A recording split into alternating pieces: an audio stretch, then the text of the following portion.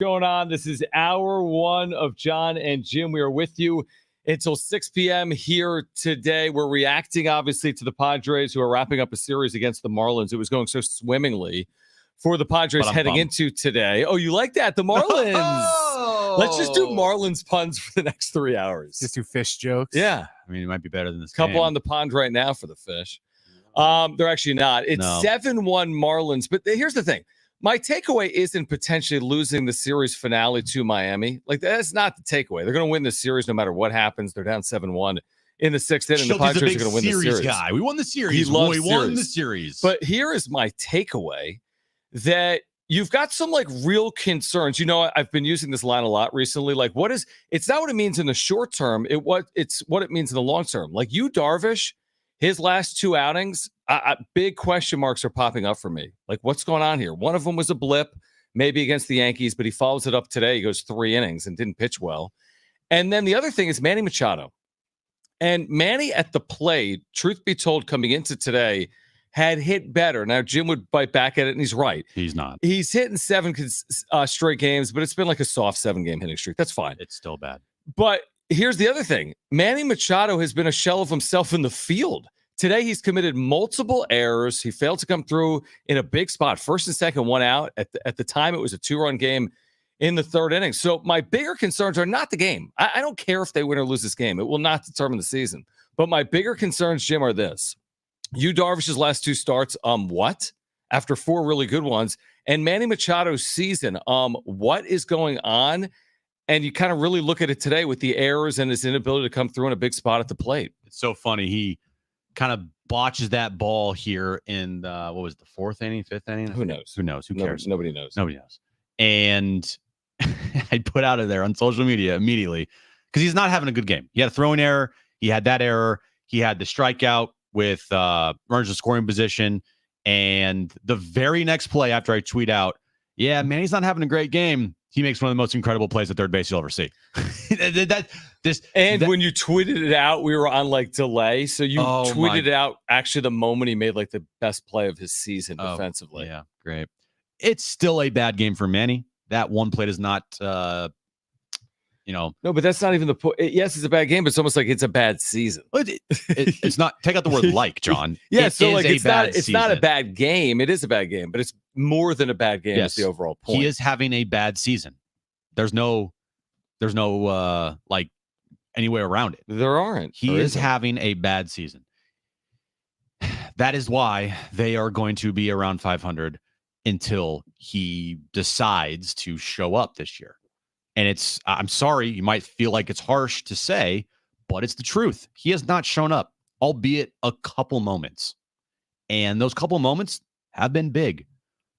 But he's not paid to go out there and give you a couple moments. He's paid to go out there and be the backbone and put the team on his back type of guy at points of the year.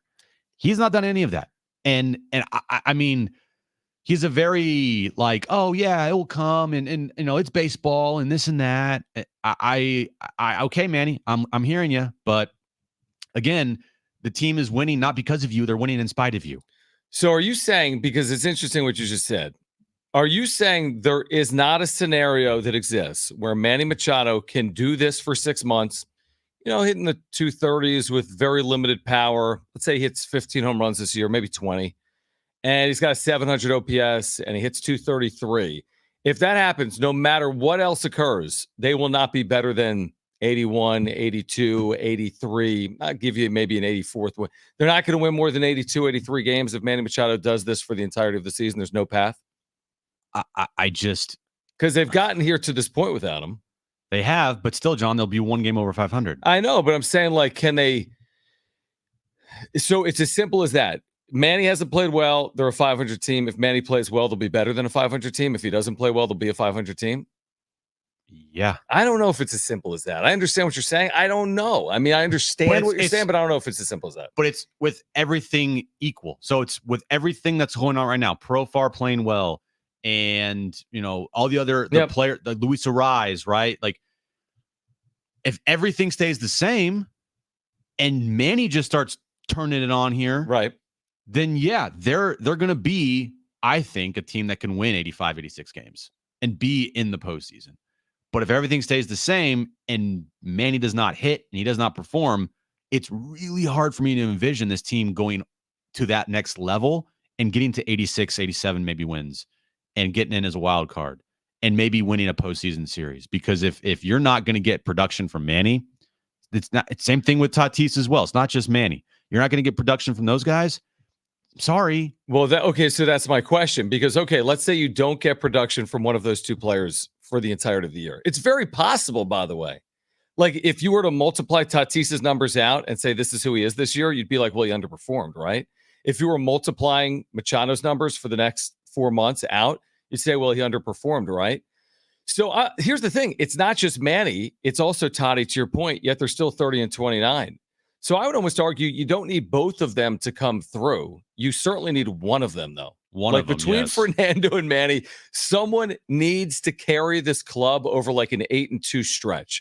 Can someone get hot, hit 5 home runs over 10 games, hit a couple of doubles, and help this team go 8-2? It's still possible, but at one point, is it like it's not early? You've played 60 games, well, 59 games after today, and we haven't seen it at any point. Is that going to change in June? I don't know. And until it does, this is what this team's going to be. Like, it just is. It's going to be good and it's going to be frustrating. They're not going to put together like long sustained winning streaks. They haven't had one sweep this year. I know Shildt loves the series wins. He's a big series guy. Shildt, you're one game over 500. I know it's not the end of the world, and honestly, it's probably where you guys probably should be and need to be. It's not like DEFCON 1 at all. No, not at all. You guys are realistically fine. They're fine. They're in playoff positioning today. They are definitely in playoff positioning. They're doing fine. It's okay. But let's not act like this team is 10 games over 500, right? Let's not act like this team is better than they really are. Mm-hmm. Like, they are an average baseball team with glimpses and moments where they've shown they can become a team that is closer to the top of the baseball than where they are right now. Like, they have shown they can compete with the Dodgers. They've shown stretches like against the Braves where they take 3 out of 4 on the road. They've shown, they beat the Cubs 2 out of 3 both times, had that big comeback for them. They have grit. They've shown that. But they're not consistent. I know Shildt loves to push back when anybody questions his team, but I'm sorry. The fact is, this is not a consistent baseball team. How would you look at this homestand, which is about to be a 3-3 6-game stretch, 1-2 against the New York Yankees, 2-1 against the Miami Marlins, where the one constant here has been their inability to score. Like, I don't know how many earned runs they've scored over these 6 games, but it's not a lot. 10, 11, something like that over these 6 games. I mean, they're averaging like 2 earned runs per game over this homestand. So how would you summarize these 6 games if they lose here today, 3-3 against the Yankees and Marlins?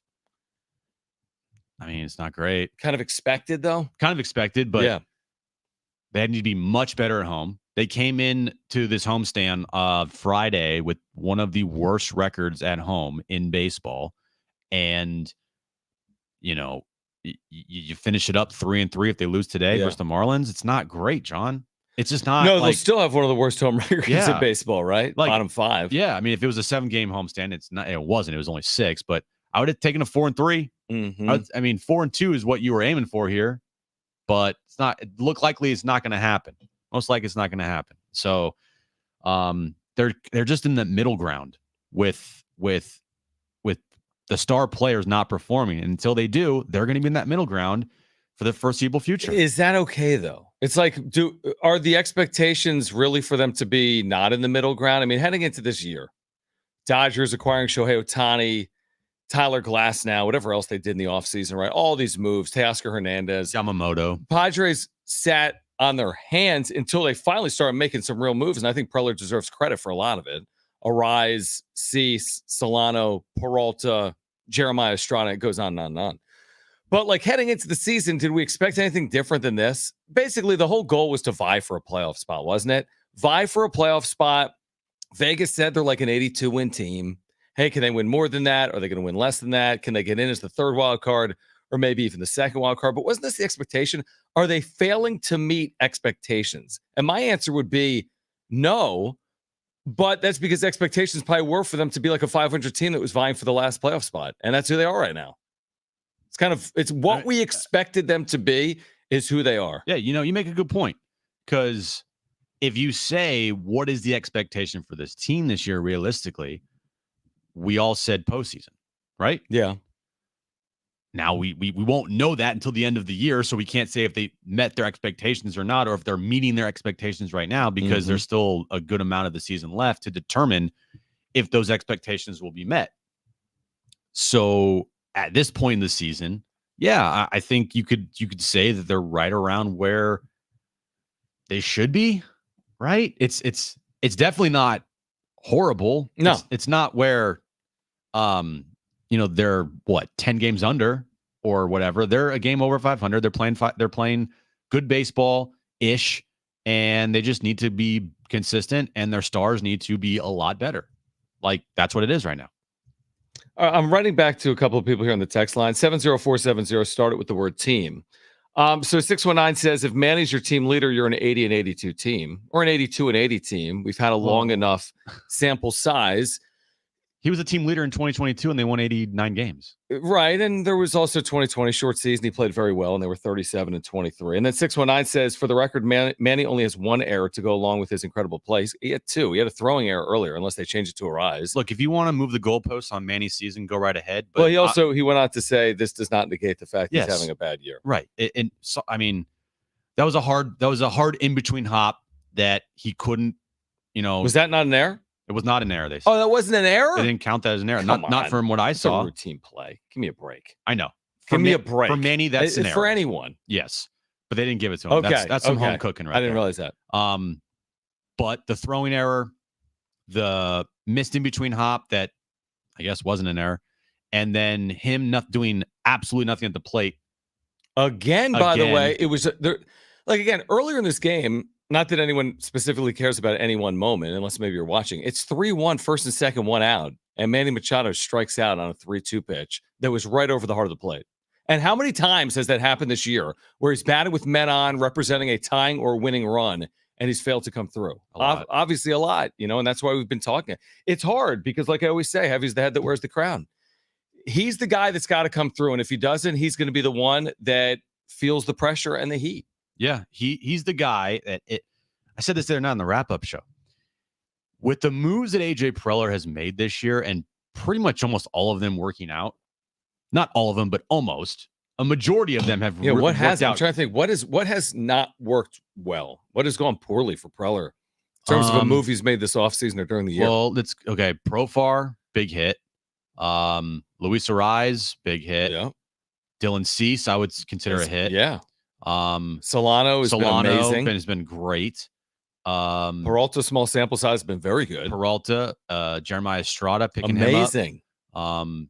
Yuki Matsui, De Los Santos, Yuki Matsui, good. Peralta, they've been okay. Yeah. They've been okay. Yeah, that's fine. They're not disasters. That's fine. I think they're at least fair grades. I know De Los Santos gave a home run today, and he's giving up some big home runs, but whatever. It's fine. It's not the end of the world, guys. So all those moves I just named there, they've all shown and been in moments where they have come through for this team. Some of them are going to be all-stars this year. I think a couple of them will be all-stars this year.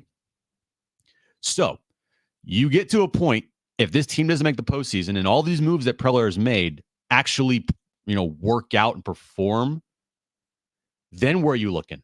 Then where's the blame go? Well, guess where it goes?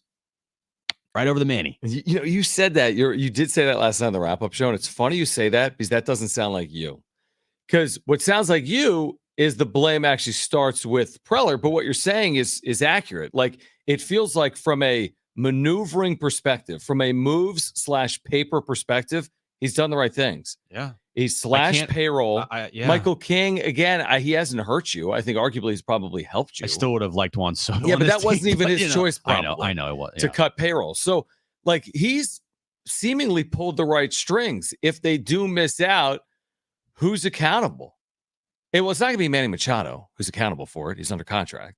So we can blame Manny Machado, but he won't be held truly accountable if this team misses the postseason. Will AJ Preller be held accountable if this team misses the postseason, despite what most would consider to be sound, good moves over the course of the year? He will. I'm just looking at this as a season in a vacuum. Like the entirety of the thing. Right. Yeah. Accountability, it goes to the head, head of the table, which is, Preller. Right. But like, if I'm just looking at this season, yep. Right now, if this team does not make the postseason, and it's a long way, and they're in fine position. So we're not saying this is over just because they lost to the Marlins today, or they're going to lose to the Marlins today, or whatever. Maybe they'll have a comeback. I don't know. They're down 7-1 in the 7th inning, so we'll see. But if they lose to the Marlins today, it's still not the end of the world. They're still game over 500 with their superstars playing like crap, and they're in the mix, and that's where you want to be. And then at some point later on, you're going to need to make a stretch of baseball where you play really good to separate yourself and put yourself in a really good position. So you're playing for a postseason spot come late September. But, we always look big picture on the show. And it's like, okay, big picture right now, the reason why they are only a game over 500, and I think they could be better, is because of Manny Machado and Fernando Tatis Jr. and Xander Bogaerts. Obviously, he's on the IL, so it's like, okay, he's in the corner, but still, I'm just saying, this team, I feel like don't you feel like they could be a lot better, or no? Well, yes and no. I feel like that they've by a lot better, I mean like maybe like 5 games over 500 instead of 1. Maybe. I guess if Machado was having an MVP caliber year and or Fernando Not even Tatis an MVP Jr. year, just like almost like a borderline all-star year. I don't think Manny being better is the difference right now between 3 or 4 more wins. Really? No, because that would tell you that he's worth 10 wins, which he's not. You know what I mean? Because the third of the season, there's no way Manny Machado is worth 3 wins. There's no one in baseball really at this point that's been worth 3 wins. Maybe one player in the sport, so he might be worth 1 win, but Tatis might be worth another win because, again, you multiply it out times 3, and yeah, they're worth 3 or 4 wins, or they're worth a 5th win. But I don't think you're probably a lot better off. What about if both of those guys were performing? Yeah, a couple more wins, I think, which would put them in a better spot. See, I think it's like, here's the thing. It's so funny how we look at this. If Manny today was 2 for 2 with 2 doubles, they'd still be losing the game. Probably, yeah. If Fernando Tatis Jr. was 2 for 2 today with 2 doubles, they'd still be losing the game. But it's not just about today's game. I know. If he was 2 for 2 with 2 doubles in every game, he still has an OPS under 700. Right. You know? Like, no, I know your point. No, your point's valid. I mean, I buy the point that Manny and Toddy have to be better. I do. And I think they'd be better off if they were better, obviously. Mm-hmm. But then again, did you expect heading into the year Jeremiah Estrada would be the best reliever in baseball, or Jerkson Profar would be the best left fielder in baseball? No, but those or things Jake Cronin with the bounce back. But I don't think those things offset how bad Manny and Tatis have been this year, though. Like, those are great stories, and those are great things for this team. But those are like bonuses because no one expected that. But hear me out. What if Manny was Profar? Okay. This year. Okay. And Profar was Manny? Exactly. And what if Toddy was Jake and Jake was Toddy? It'd be the same team, right? You know what I mean? Just sheer numbers wise. I mean, probably, but then then you start saying, okay, they're holding their weight. Right. Other guys need to step up. It's true. So it's which way do you go? And I feel like it's easier to stomach if your stars are being stars and you have to worry about the other players than if the stars suck and the other players are actually performing. Because then it looks worse if your stars are not performing and the other guys are better than them. Right or no? No, that's fair. By the way, 70470 started with team. What is the point of this text? Maybe I'm missing something. 619. How's Higgy working out? I didn't hear you guys mention him out of AJ's recent moves. Are you taking a shot at Higashioka? Has nothing to do with anything other than the fact he's caught Matt Waldron all year, and Matt Waldron's actually pitched well. Kyle Higashioka has nothing to do with whether this team wins 88 games or if this team wins 78 games, right? I don't get it. Guys. Maybe he's saying he's been a positive too. I don't know. If he has been a positive, great. If you think he's a negative and you want to use that as a slide on what Preller's done just this season, I don't know what to tell you because he's a backup catcher. I cannot wait to hear Mike Shildt postgame. I guarantee you, John, that this postgame from Shildt will be a very positive one. You won't push back. Will the media ask anything with a negative tone? Hey, you had a chance for your first sweep, but you didn't take advantage. How come? Will he push back at that? He might, and he might pull the "we just won another series" card. He will. That's what he's going to do. I cannot wait. So we'll play the entirety of his postgame press conference coming up when this game goes final.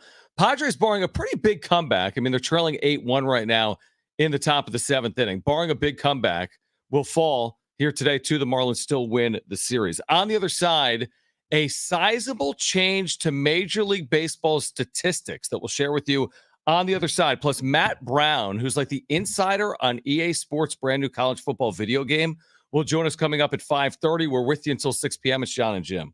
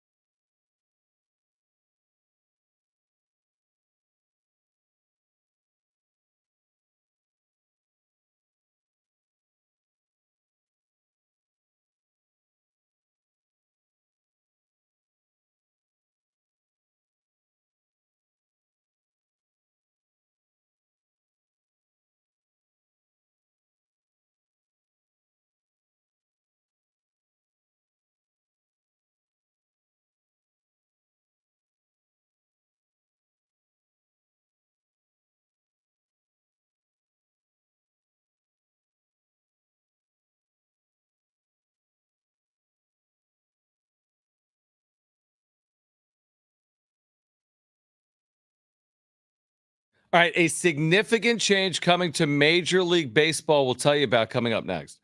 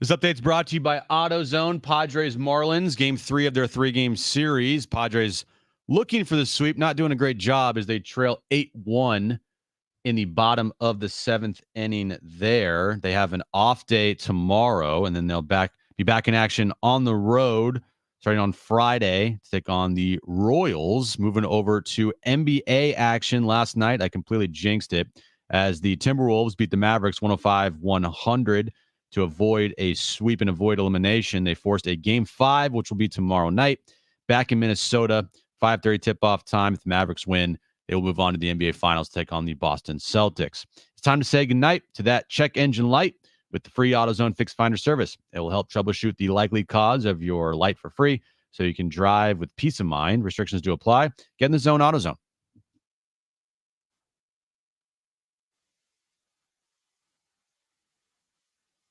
All right, this Padres game at some point will end, and then there'll be a post-game press conference. What if it never ends? Well, no, it will. This game will end. It's 8-1 Marlins. We'll hear from Mike Shildt. Shilty, once it goes final, so somewhere around 4 p.m. So be with us here. We'll have post-game reaction. Padres and Marlins. There's a significant story playing out in Major League Baseball here today, which is introducing statistics from the Negro Leagues to Major League Baseball's overall stats. Now, if you know this sport, this ain't the NFL where nobody knows who has the most career passing yards. Like, you don't just, it doesn't just roll off the tongue. Like sacks is a big one because they didn't start recording the sack stat till like. Or in the NBA, nobody's like, oh, I'll tell you the exact number of threes that Steph Curry has hit in his career. Like, the statistics are just a little different. NHL, who has the most career goals? Wayne Gretzky. But my point is, it's almost like sacred. Major League Baseball numbers, like single season home run total, all-time home run total, most hits in the history of the game, right? Things like that are somewhat sacred. Well, I don't know why it took so long, although I did a little bit of reading earlier today. Some of the stats from the Negro Leagues in the 20s and 30s, it's hard to ascertain. I mean, you're going back a long time, well before we had all kinds of things that we have now. And they've tried to piecemeal some of these stats together, and they haven't fully completed it. But anyway, baseball changed their stats today and added in Negro League players to the overall Major League categories, which means that we have a new all-time hit leader in terms of career batting average. Josh Gibson is the all-time Major League leader at 372, surpassing Ty Cobb, who hit 367. But this, I mean, we all feel the same way. This is a long time overdue, and it's kind of cool to see it. I mean, with Major League Baseball, again, these are things that people hold sacred. The sport's been around in this country for over 150 years. And all of a sudden, on this Wednesday, May 29th, the record books look a lot different. Yeah, the record books in baseball especially are just viewed differently than any other sport. Like, the Hall of Fame in baseball is all about numbers, right? Like in basketball, I mean, I'd say football numbers as well, duh. But like, baseball is just different. And there's like milestones that you got to hit in baseball.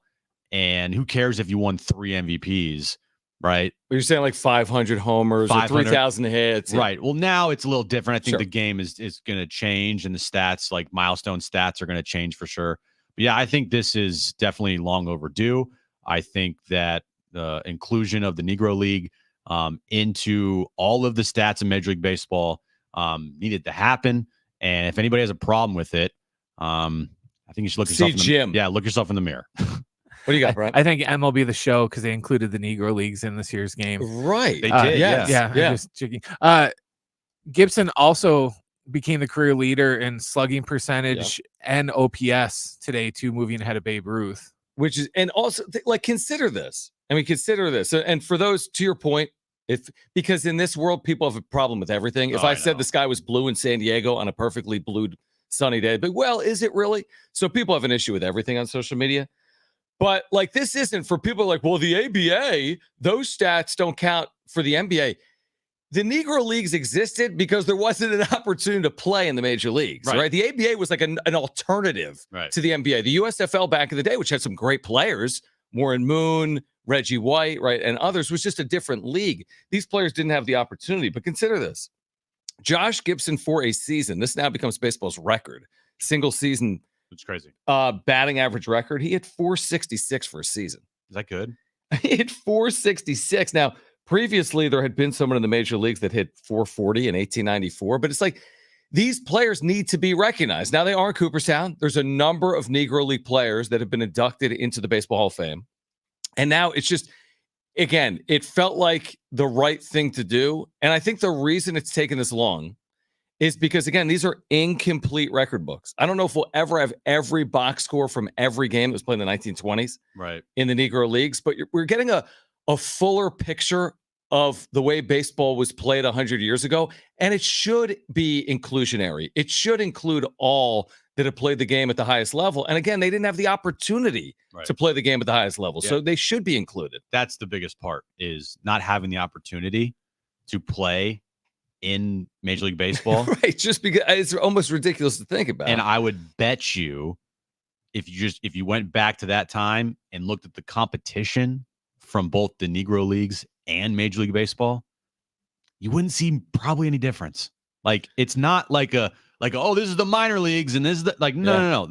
The competition level was still at an all-time high for that generation, that time period. Yeah, you got 27 players in Cooperstown that played in that 25-year period. Right. That's a lot of players, which speaks to the level of baseball that was being played. Was it different than the major leagues? Yeah, I'm sure it was, but that doesn't mean it wasn't as good as the major leagues. It was different. Right. It was different. It was a different league. But I mean, Josh Gibson is one of the great players in the history of the sport. He should be recognized as such. Yeah. Plain and simple. And there's other players like that as well. Yeah, it's not like I said, it's not like the leagues were that much different.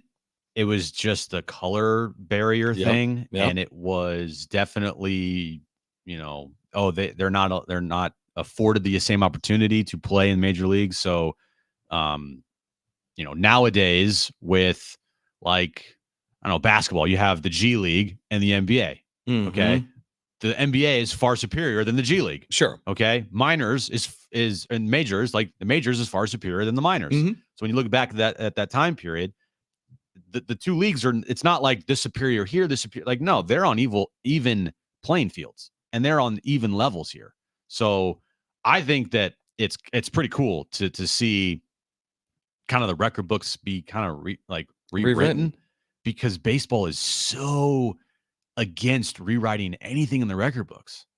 They just are. And the records and the numbers are everything to baseball, everything. And so to have the inclusion of the Negro League players, I think is massive. Yeah, I agree with you. And think about this for a second. When you think about close your eyes and think about baseball's history in black and white. Who's the first person that comes to your mind? It's so easy. It's Babe Ruth, right? When you close your eyes, you think about black and white baseball images. You're thinking about the Bambino, right? Yeah. Of course. What's interesting, I think of Kyle Higashioka. Exactly. But what's interesting here is it's almost like we're seeing it through a lens that doesn't tell the full story. Because truth be told, what you should be doing when you close your eyes is seeing both Babe Ruth and Josh Gibson, because they're comparable in terms of what they meant to the sport going back the last 100 years. Yep. Yet the story is written through the lens of Babe Ruth, the Bambino, Sultan of Swat, everything that it's meant in the history of the game.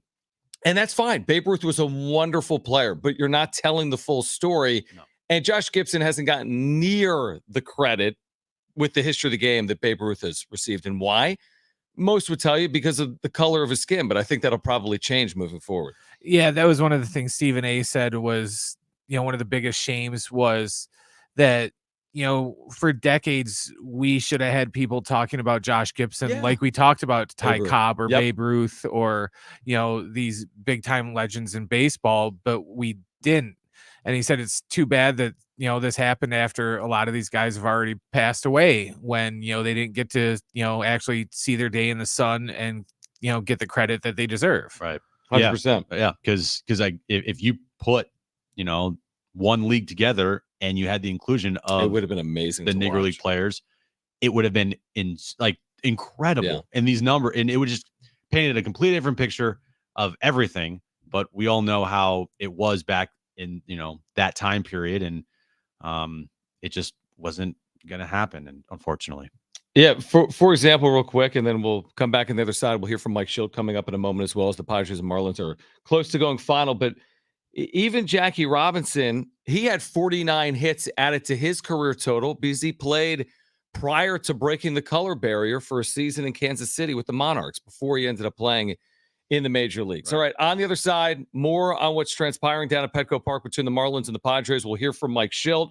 Matt Brown, Extra Points, will join us at 5:30 with much more on the state of college athletics and the brand new EA Sports college football video game. He's like an insider on it for some reason. He's going to join us coming up at 5:30. We're with you until 6 p.m. Stay with us.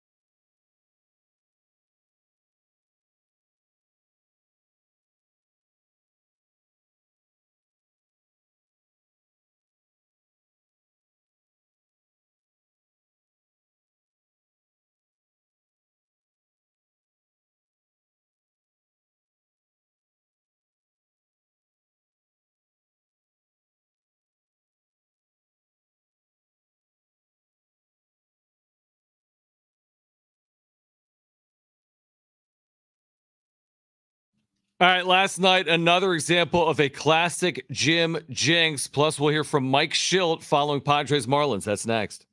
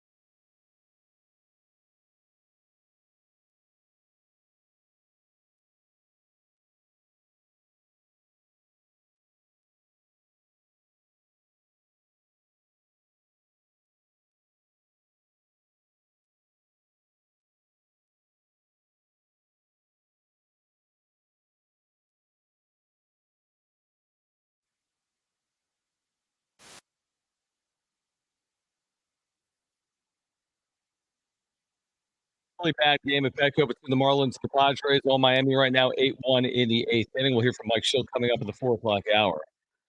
And then last night, you have the classic Jim jinx. You do, yeah. Okay, so Jim says the series is over between Dallas and Minnesota, and it very well may be. But you said this thing was hook, line, and sinker, and then the T-Wolves showing resiliency. Showing grit. They tried to blow it at the end. They did. True, but they win the game. They extend the series out to a 5th game. Will this thing end in 5, or does Minnesota have more life? I thought, based on what you said yesterday, this thing was over, and we were just fast-forwarding. It is over. It is still over? 3-1 is still over? It's still over. Even if the Timberwolves win on Thursday, tomorrow, they're not getting past Game 6. They're not going to get past Game 6. No. I'll give credit to Minnesota if they take it to if they force a Game 6. Mm-hmm. But let's be real here. Come on, they're not winning, right? No. I mean, this is the same guy that remember, like you didn't update. You're like Furman plays whomever in the NCAA tournament. I'm like, it's Furman. You're like, who cares? They're not going to beat anyone anyway. Who cares? And then they beat Virginia in some epic tournament game, and then San Diego State played them in the NCAA tournament. So I just wonder if you're looking too quickly past the T-Wolves. I am not looking too quickly past the T-Wolves, John, because Cat's been shooting 15,000 shots a day, John. First off, that's like as Draymond Green said on TNT, that's cap. That's what Kenny Smith was saying. Oh yeah, they both said it. Yeah. It's capping. Yep. There is no freaking way you're taking 1,500 shots. That's why I laughed. You know, I normally get irked by everything Draymond said, but I laughed last night when he's like, "Yeah, Cat, maybe you shouldn't shoot 15,000 shots. Your legs will be a little fresher for the next game." Well, that's the other thing. Like, why are you taking 1,500 threes per game, dude, or per day? Yeah, like it seems like a bad usage of time. Like, well, especially if I don't know. He's not shooting a better percentage, you think he'd be like the best 3-point. You think he was Luka or Steph with all those shots he's been taking. All right, so we're willing to say that in 8 or 9 days, whenever the NBA Finals starts, I think 8 days, next Thursday, it's going to be 6th, Boston, Dallas, Game 1 in Boston. Is that right? Game 1 in Boston. Yeah, they got home court. I saw an interesting conversation earlier, which was like, hey, actually, Boston benefits from the time off because they've got these nagging injuries that these players have been dealing with. Tatum and Jaylen Brown. Drew Holiday, Jaylen Brown. Yeah. I saw the dumbest, like, talking head discussion today. About? And it was about, is Jason Tatum jealous of Jaylen Brown winning the Eastern Conference Finals MVP award? No, why would he care? It's the Eastern Conference Finals MVP. Dissecting his celebration or his like mannerisms in the trophy ceremony when Jaylen Brown got his award. If that's what you're worried about, you're not a good team. Well, if that's what you're worried about, you're not a good radio. You're not a good show in general. Exactly. I mean, first of all, these guys have played together for forever. Since 2017, they've played together. One was drafted in 2016, the other in 2017. I think if anything, if you wanted to bring up a debate, Jaylen Brown's kind of put his name in the conversation. Is he the Celtics' best player, and it's not Tatum? Is Jaylen Brown as good of a player as Jason Tatum in general? No, he's not in general, I think but Jason he's a very. I think he's player. had a better playoffs than. I mean, he's hit some big shots, dude. Was that game 1 when he hit that corner 3 to tie it up? Corner 3, yeah. That was a huge pretty much the entire series because the Pacers were they should have won game 1. And because they didn't, that changed the entire series. By the way, when this Padres game goes final, I don't want to hear from Mike Shildt about, it was a defensive clinic and we didn't walk anyone. They're sleepwalking through this game. I mean, they're completely sleepwalking through this game. Defensive miscue after defensive miscue. They're losing 8-1. Again, you're going to lose games. That is no issue at all. You're going to lose games. But the way they've played today leaves a lot to be desired. I mean, it really, really does. Again, winning a series is a good thing. Shilt's a big series guy, as you know, Jim. But, I mean, they've sleptwalked through this game here today. And they're fine, 30-29. I don't think you should lose sleep over it. But this thing is slightly embarrassing today, isn't it? It's not great, John, to lose from one of the worst teams in baseball. But again, I'm telling you, Shildt will continue to say company line. We won the series. It's all that matters. And he'll probably paint this thing with a brush that will make it look fine. Will anything make us cringe when we hear him speak to the media? Probably. After losses, it can get contentious. This shouldn't, though. I mean, this shouldn't. They just no. won a series. This is not yeah. like coming off of like a sweep, like or getting swept. or getting swept, right? This is it's a game and it happens, but yeah, he's going to be the company line. We won the series, and that series is all that matters. And we won 7 of our last 8 series. Okay, Right. Well, actually, probably won like 7 or last 7 9. of 9. Am I the only one that thinks it's weird for all these series that we've won in a row? Like he constantly reminds us that we're only like a game above 500. That's what I said. It seems like we've won all these series. We should be way better than that. You win all these series, but yet you're only game over 500. Like I'm sorry, Right. Shildt, the only thing that matters is the record of the team, my guy. It Not is, how many series you won. but it is a good point. It's like, does the math even support winning 7 of 9 series yet going like 500 over that stretch? It doesn't make any sense. Doesn't make any sense because I think you have a sweep. you have a sweep in there. You lose 2 of 3. Like it adds up to make it not great. Like what is their record in their last 9 series? Like overall, It's like 2 games over 500, probably. No, maybe more than that. 3 games over 500. Well, here's the thing: they haven't swept anyone all year long. right? They have no sweeps all year long, and they've been swept. So that's how you end up where they are. Yeah, they've won some series, and he's a big series guy, but they've also been swept in a couple of series, right? At least one against the Rockies at home. And we've said this repeatedly. At some point, you need to win consistently at home. And I guess we're going to have to wait until June because through the first 2 months of the season, they have not won consistently at home. And at some point, they're going to have to. They're 15-12 over the last 9 series. 9 series. Okay. Good, not great. No, it's fine. I mean, if you have a 15-12 record consistently over the course of the season, Yeah, it's good. you'll be really good. So maybe Shildt is right to love this team in series. Well, the next series coming up is one of their more challenging ones. In Kansas City, the Royals have been one of the more surprising teams in baseball, well over 500, 10, 12, 14 games over 500. Padres have been a very good road team. That's where the Padres will be beginning Friday to kick off that 3-game series. All right, here's what we're going to do. We'll hear from Mike Shildt. This game is about to go final. The Marlins on their way to salvaging game 3 of the set. Matt Brown will join us at 5:30 as the EA Sports College Football video game is going to be released this summer. He's got some new information for us. He'll join us at 5:30. We'll get to the wrap on the other side. Plus, we have a pair of giveaways for you today. Did you realize that, Jim? I did. We've got Janet Jackson and Nelly tickets to give away in the 4 o'clock hour, and we have San Diego Strike Force tickets to give away in the 5 o'clock hour. So hour 2 of Jon and Jim. We'll hear from Mike Shildt coming up next on Jon and Jim.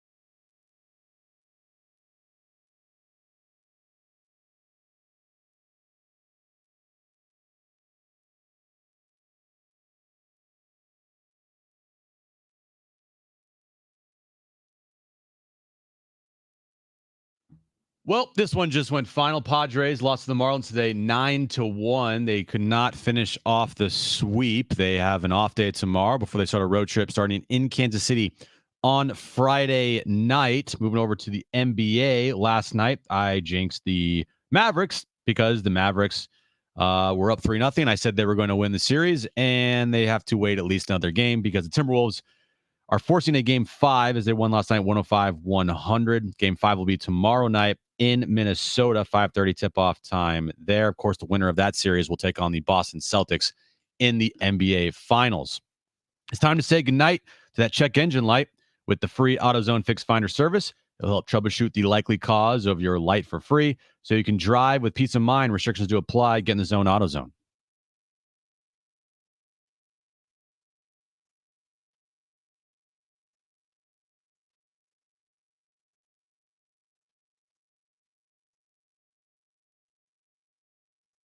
All right, San Diego and Southern California, what's going on? This is hour 2 of Jon and Jim. The Padres game, as Jim just told you, has gone final. All Marlins today down at Petco. Yu Darvish ineffective. Padres offense lifeless. Miami wins at 9-1. We will hear from Mike Shildt between now and the next time we take a break. So you'll hear from Mike Shildt coming up, hopefully in the next 20 minutes or so. Padres finish off a very pedestrian homestand. 3-3. It's been a pedestrian first 60 games. Not bad, not good. Just kind of going along. 30-29. They'll have tomorrow off, Jim. They'll be in Kansas City on Friday, and more of the same from the San Diego Padres. Winning, but not at the clip you were hoping they were going to win at. 500 team through the first 2 months of the year, essentially. It's weird that I have a feeling of I get happy when this team goes on the road.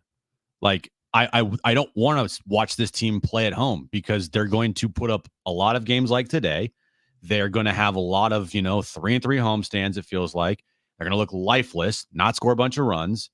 And they're just a better team overall on the road. Just a more confident team, a better offensive team. The record shows it.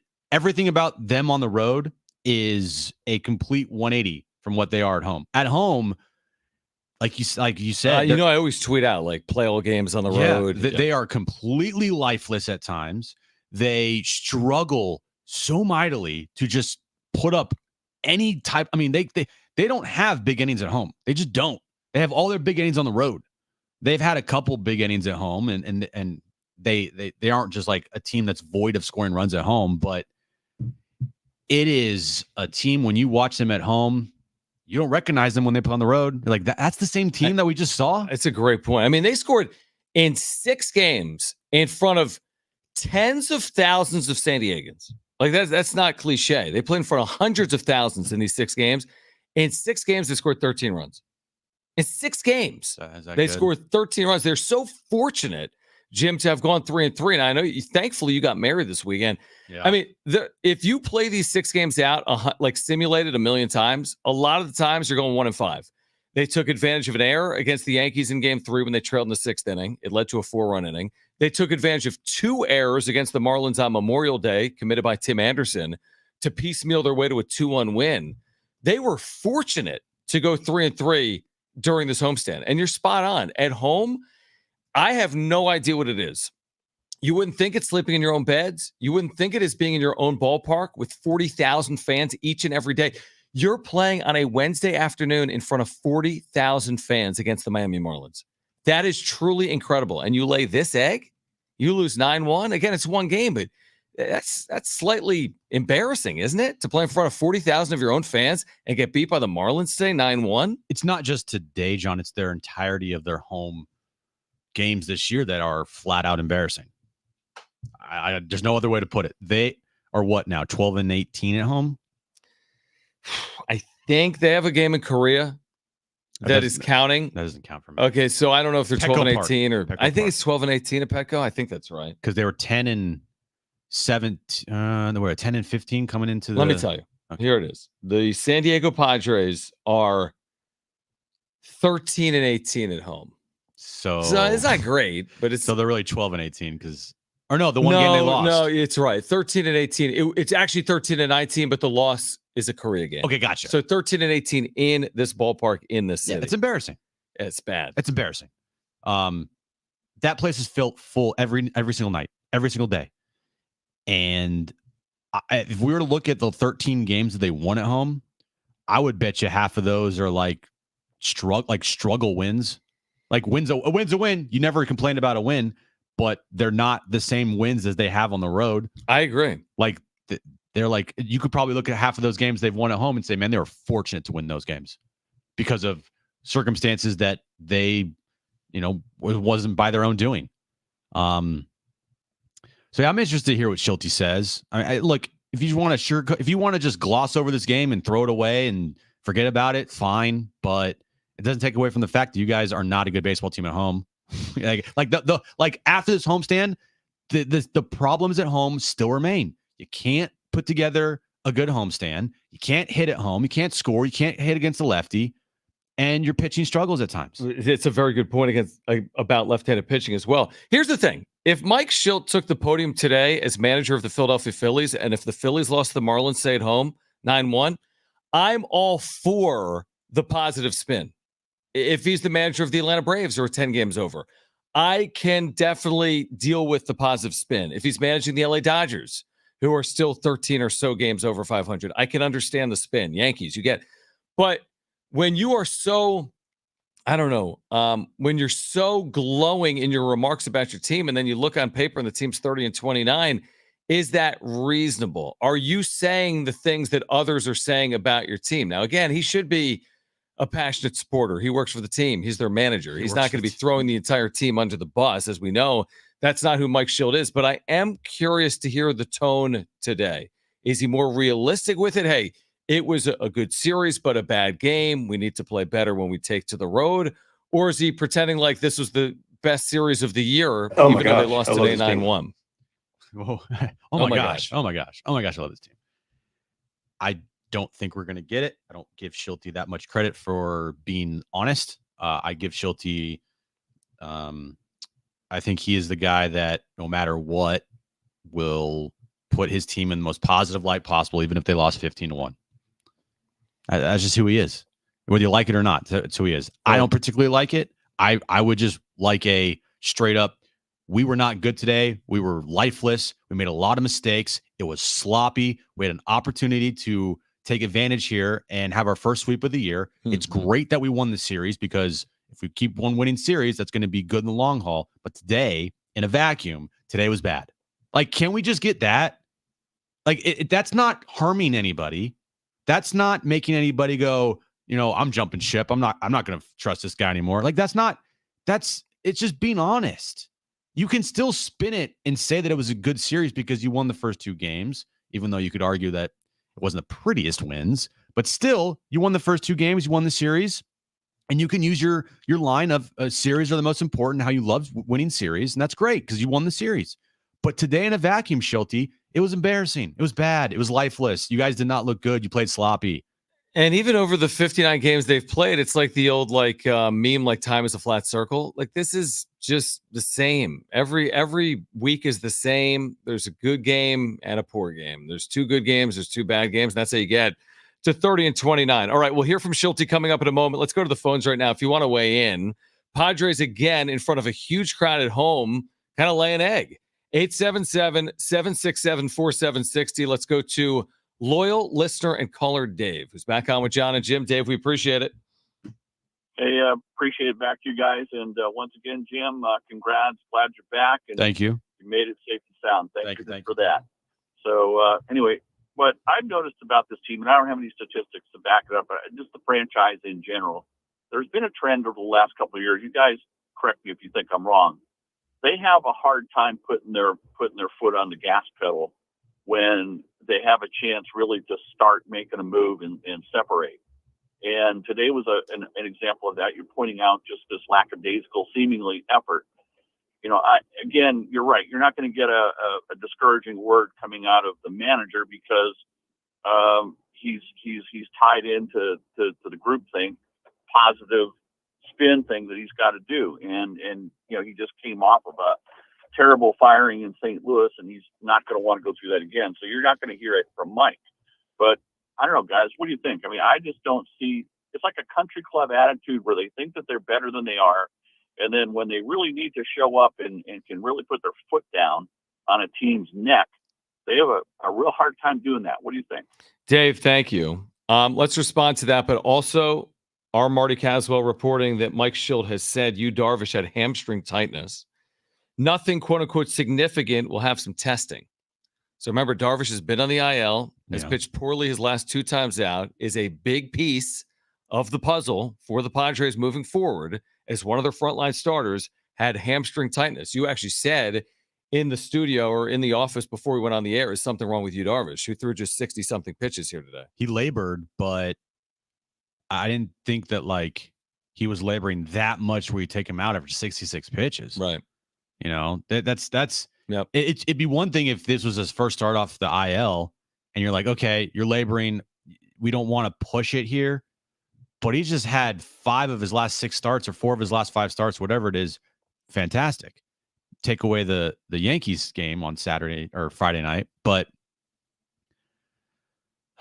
that's not great. I mean, no, it's really not. Like, it just shows how fragile Yu Darvish is because, you know, his neck thing and then the hamstring, he has been injured every single year. Back. Yeah.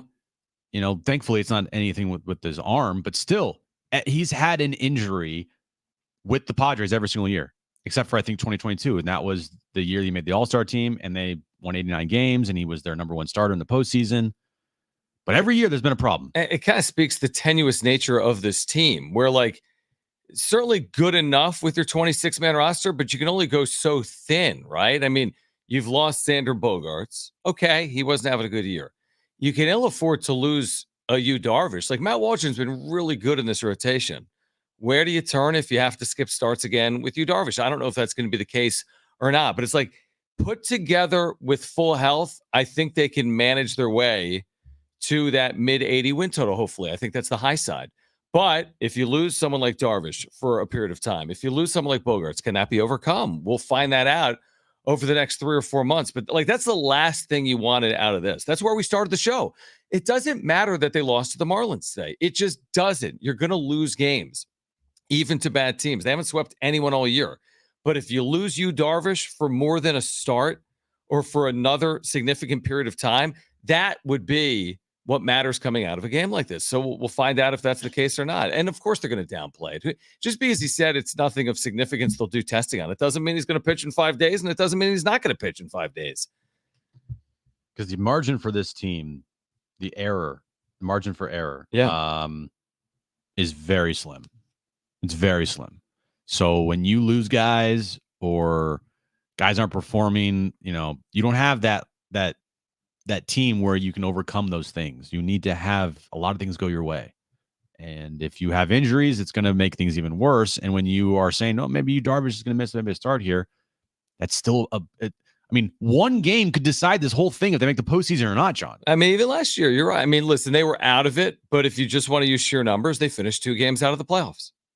Actually, 1 win against the Diamondbacks. 1 win. Because they were 2 games behind the Diamondbacks, but 1 additional win and 1 more loss for them. You would have been even with them with the season series win. So it can be as simple as that. We'd have been talking about a lot of different things if the Padres were in the World Series last year, like the Diamondbacks. 83 win Padres or 84 win Padres. It would have been 83. 83 win Padres, and they made the World Series. Man, things would have been a lot different around here. By the way, I have a feeling what we're about to hear in the next few minutes is going to be fairly epic because I'm seeing some of the reaction on social media right now from Mike Shildt, who I believe has taken exception to some of the line of questioning. Oh my gosh. Here we go. Again, this was predictable.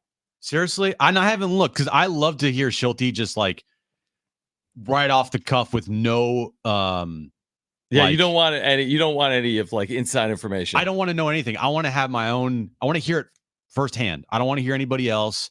I want to form my own opinion.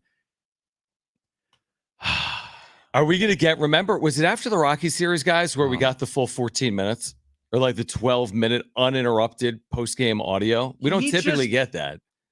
And I like Shildt as a manager, but I'll hold off judgment until I listen to this post-games. Okay. I'll hold off judgment because I really don't want to continue doing this with Mike Shildt. After bad losses, him getting upset with reporters' questions. Yeah, you got to remember, like, Mike, I understand you got a job to do. You do. You got to manage your team. But exactly, like our job, Kevin, AC's job, Marty's job, Darren's job, whomever. You got to be honest and real with this. And the truth is, it's not, the sky is not falling. He was right when he said that 2 weeks ago. But it's also not all sunshine and roses when you're 30 and 29, heading to the road for a 6-game trip that starts in Kansas City against a good team where Yu Darvish might be, missing his next start. So it's somewhere in between. It's not the greatest. It's not the worst. But you got to treat it like it's somewhere in between. Do we have Mike Shildt? Don't treat us like we're idiots, dude. We watched this game. It was a bad game. It was really bad. You had a 3-3 homestand. It's still not good enough, and you're only 1 game over 500. Mm-hmm. The 1 game over 500, it's not the worst thing in the world. We said that. It's fine. You're kind of like where you need to be. Yes. But the truth also is you're an inconsistent baseball team that goes through a lot of ups and downs, who can't hit off of left-handers. You can't score any runs while at home. And your biggest superstars are all underperforming mightily. And we need to spend way more time on how they cannot hit left-handed pitching in general. I mean, this is a massive problem. They just consistently are inconsistent against left-handed starting pitching. All right. Padres lose to the Fish at Petco 9-1. Here was Mike Shildt postgame. He had a little bit of tightness in his hamstring. Wasn't overly significant, but felt it. And then we, still coming out good, was pitching pretty well. But once he had the long inning in the third, just made sense to go ahead and go to the bullpen. Not the cleanest game today. No, it wasn't. Since you had one. What did you see? What did you think? Pretty much reiterate your words. This wasn't very clean. We haven't had many of those.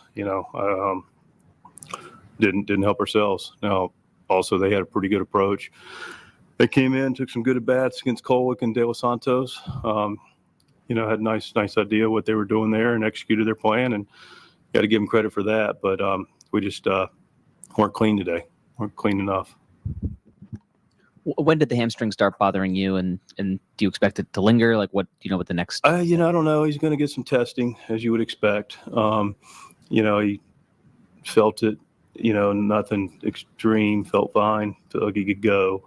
And then the long inning in the third, started to feel like he was maybe starting to feel a little compromised. So we obviously did something about it.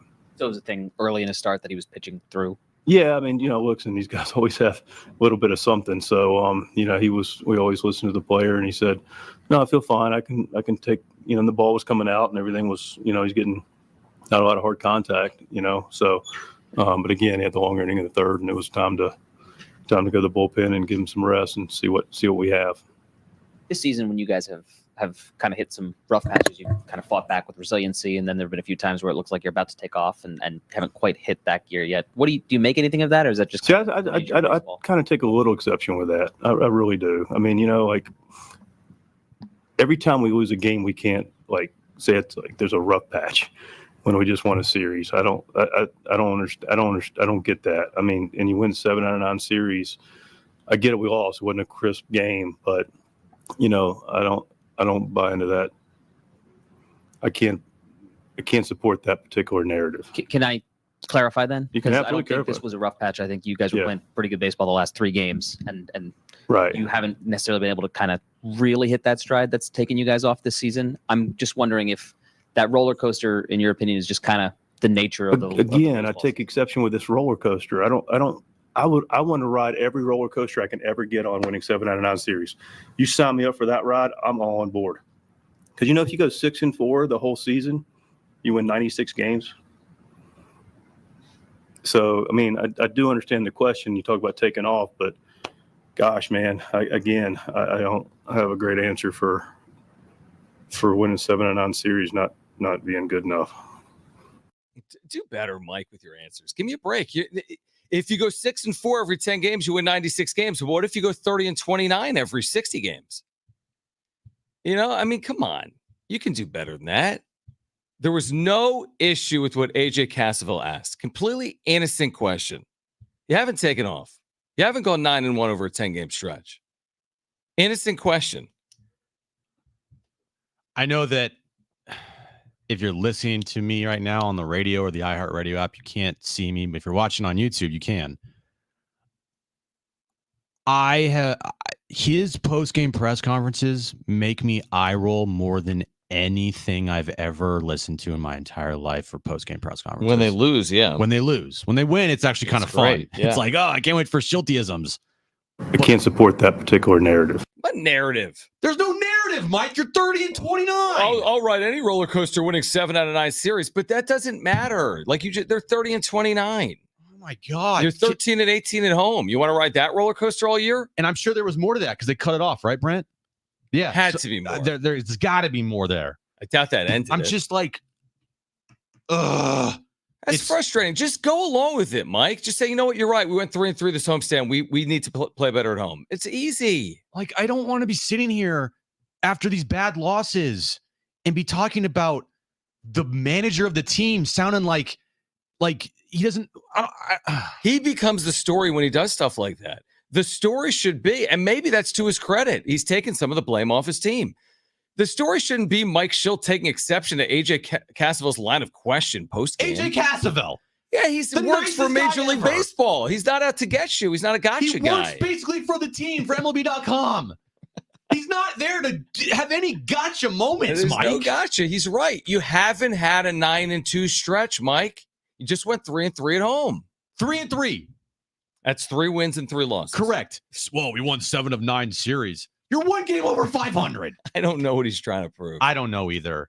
Like, what? That your team is great? You're not great, Mike. You're average. You're an average baseball team. And you sound like an idiot when you come off saying things like this, when you're getting asked legitimate questions about the season, which has been a up and down season so far. What kind of answer is if you win 6 out of every 10 games, you win 96 games? You have no shot to win 96 games, Mike. Why would you even bring that up? There's no path to 96 wins. We're watching.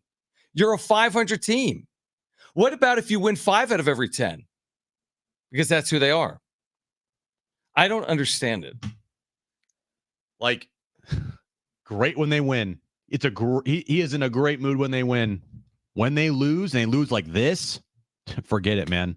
I don't even want to talk. I wouldn't even. He's living in a different world. Honestly, if I was one of those reporters in that room, like, I know they have to do it for their job. Walk out. I wouldn't even ask a question. Like, why? What's the point? Well, what are you supposed to say? Hey, Mike, I thought that was the best series in franchise history. Do you agree?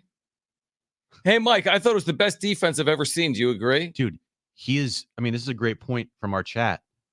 He's struggling with AJ. I mean, and this is nothing against AJ Cassavell. Nothing. But, I mean, come on. You're struggling with these questions, which are legitimate They weren't even questions. He was just throwing a softball up there. Hey, how come you haven't fully gotten going as of yet? Well, I take exception with that. How? You're 30-29. That's who you are. Like, if I look at their record here, John, okay, over the last couple of weeks, I know they've won a bunch of series. Well, you said they're 15-12. Mike Shildt loves the series wins. They're 15-12. God, it's so annoying when I hear that. Okay, since the Colorado series, they got swept. All right, they won 1, 2, 3 series since then. So since the Colorado series, since May 13th, all right, they are 3, 4, 5, 6, 7, 8. 1, 2, 3, 4, 5, 6, 7, 8. They're 9-8. I'll ride that roller coaster any day of the week. That roller coaster sucks.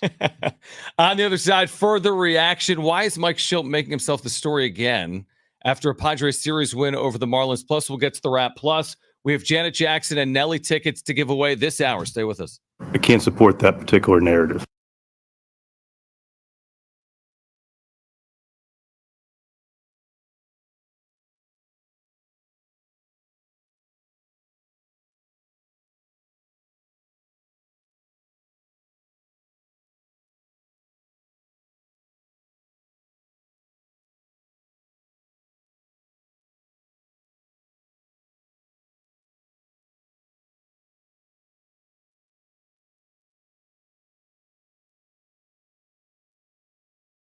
So imagine waking up this time next week and being 100% debt free, no credit cards, no car loan, no personal loan. Hey guys, it's Schaefer.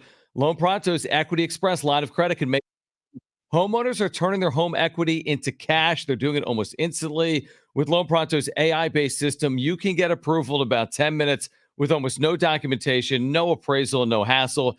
you can get hundreds of thousands of dollars out of your home, and you can use that money to pay off all your other loans. The average homeowner saving over $850 a month doing this. Imagine having that much extra money in your pocket every month. Your home value's way up. You can use it to wipe out all those credit cards, maybe get some money for home improvement. Literally hundreds of thousands at your fingertips, and approval is just minutes away. Here's the number to call: 619-207-4336. Again, 619-207-4336, or you can visit loanpronto.com. 619-207-4336. NMLS 1661781. Subject to lender approval. Equal housing lender.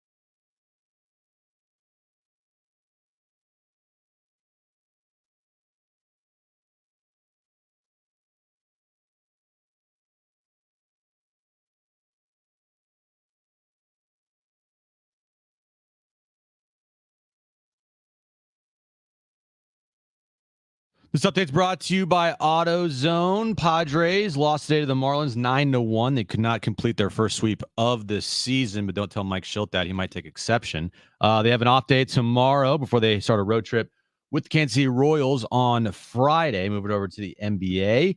Tomorrow night, Game 5 between the Timberwolves and the Mavericks, as the Timberwolves are trying to avoid elimination once again, trailing the Mavericks 3-1. Winner of that series heads on to the NBA Finals to take on the Boston Celtics starting June 6th.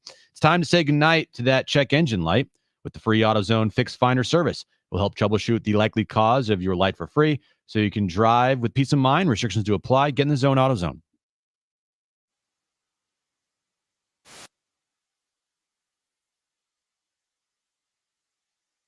AJ Cassaville, which were complete, soft, easy questions to answer. He could have so easily not been a part of the story and just answered the question. Be like, yeah, you're right. We've had some good series, we've had some bad ones, and we're 30-29. So, we're where we need to be, but we hope to play better moving forward than we've played to this point. It's so easy to answer. So easy to just be like, look, we did not have a good first month of the year, and then we played much better this month. We've won 7 of 9 series. Today was not good. It was very sloppy.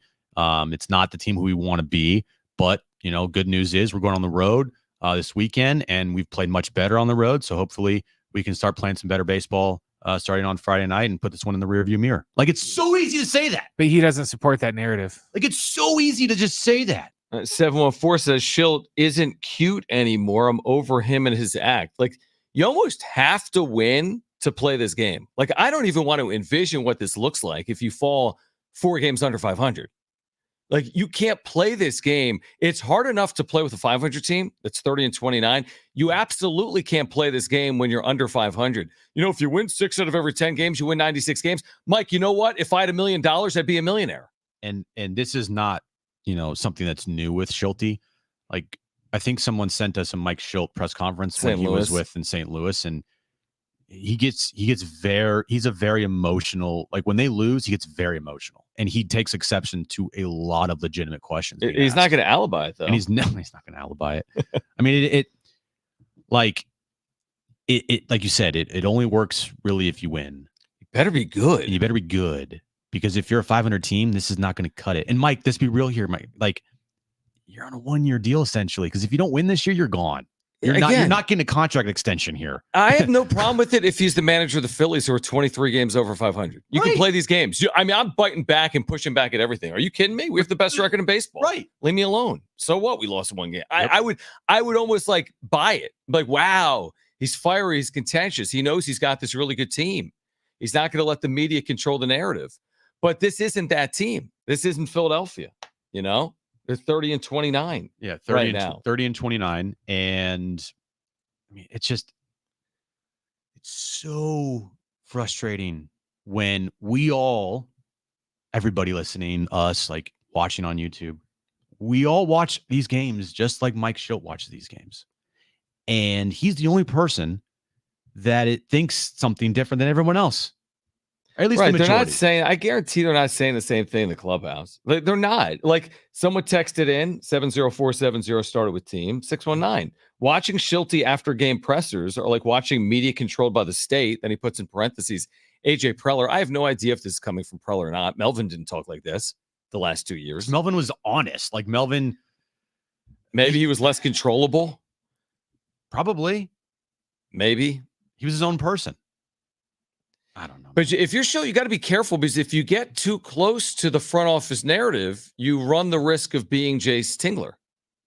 Like, so it's a fine line to walk. Let's go to the phones. 877-767-4760 if you want to weigh in. 877-767-4760. Rick, thanks for calling in. You're on with Jon and Jim.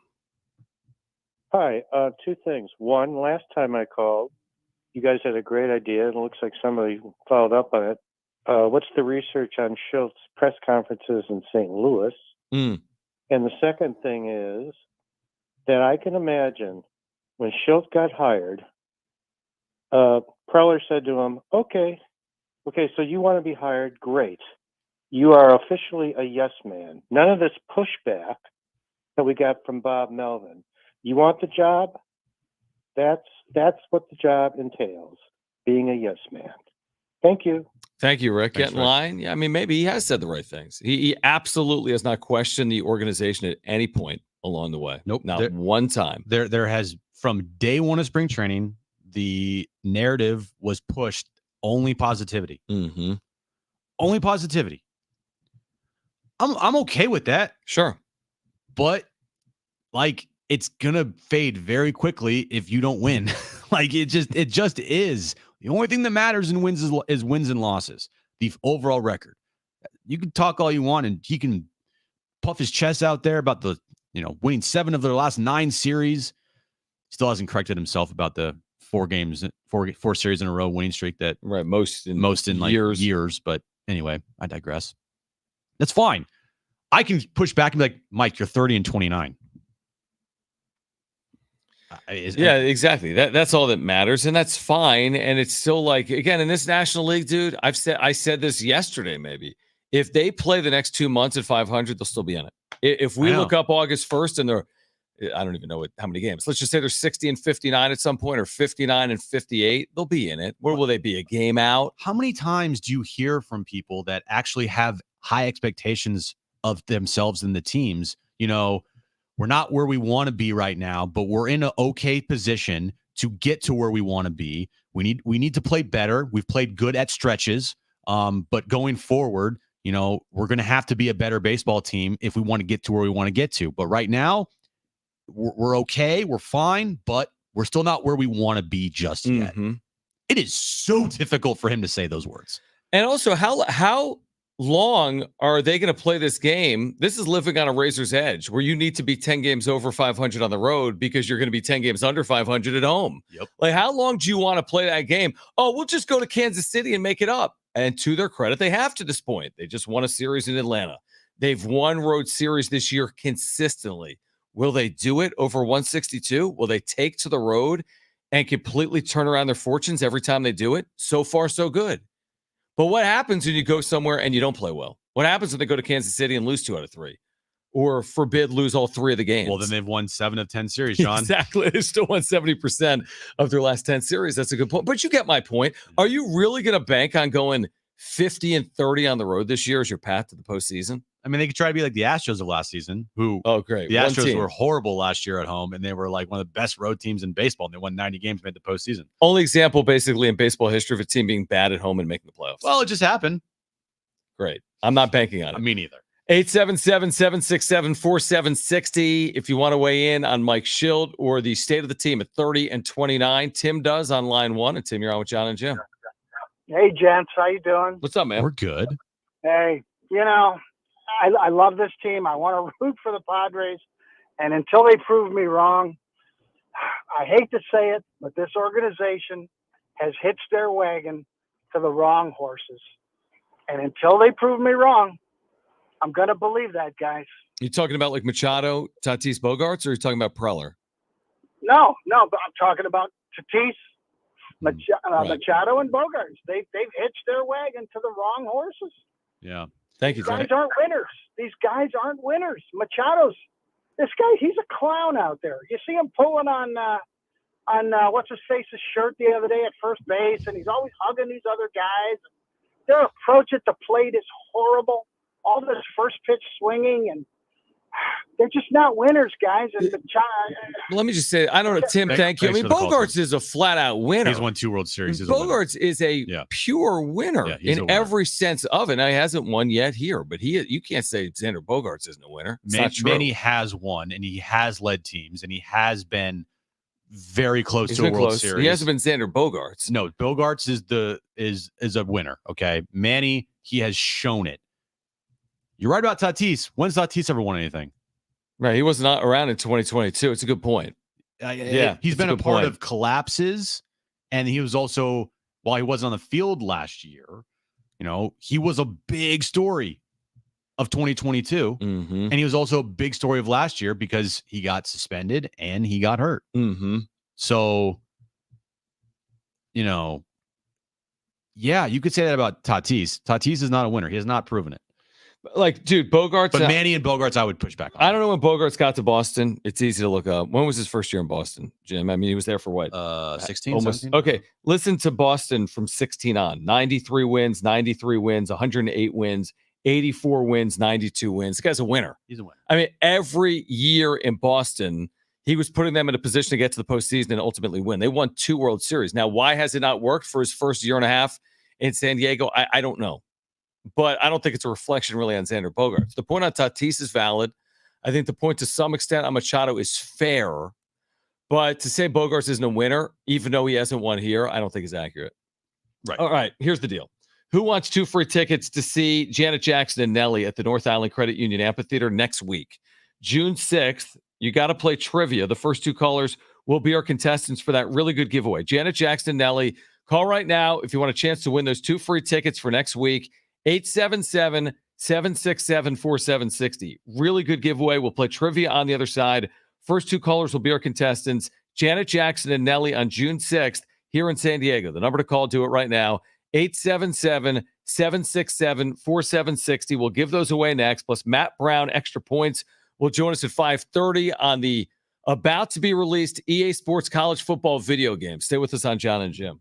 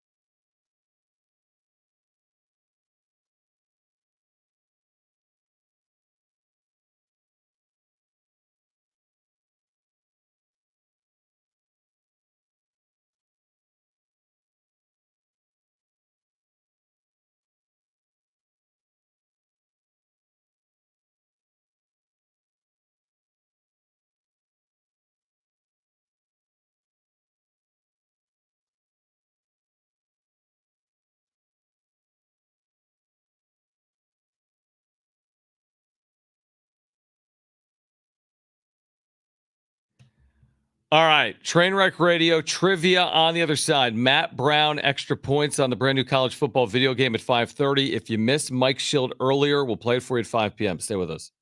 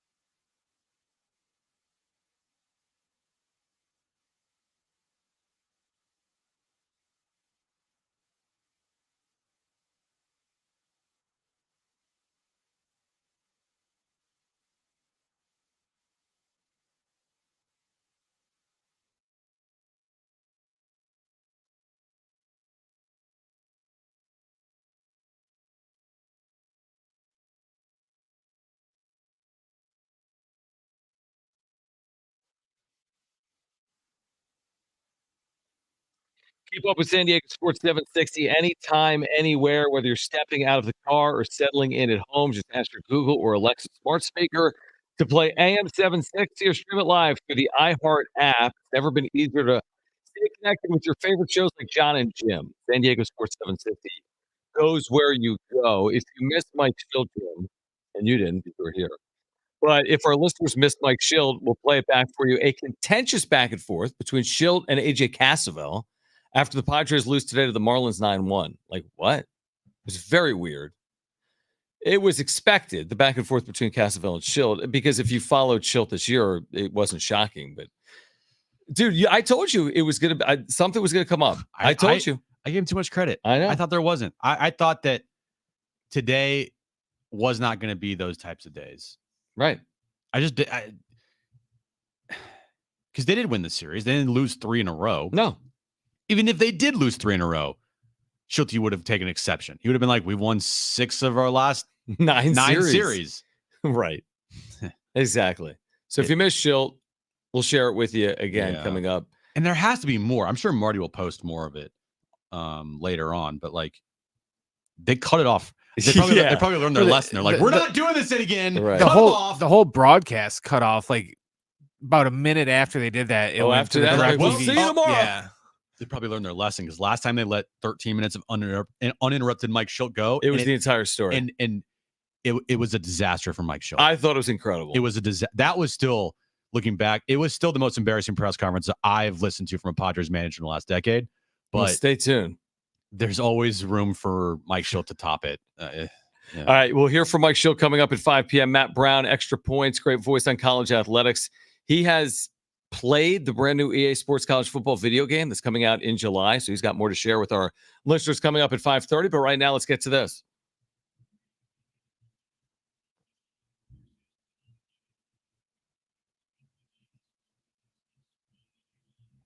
All right, 3 questions, 2 contestants, 1 lifeline. Today's 2 contestants, we have Merlin and Abraham. Merlin, you called in first, so you have your choice of Jon or Jim. Who do you want to go with?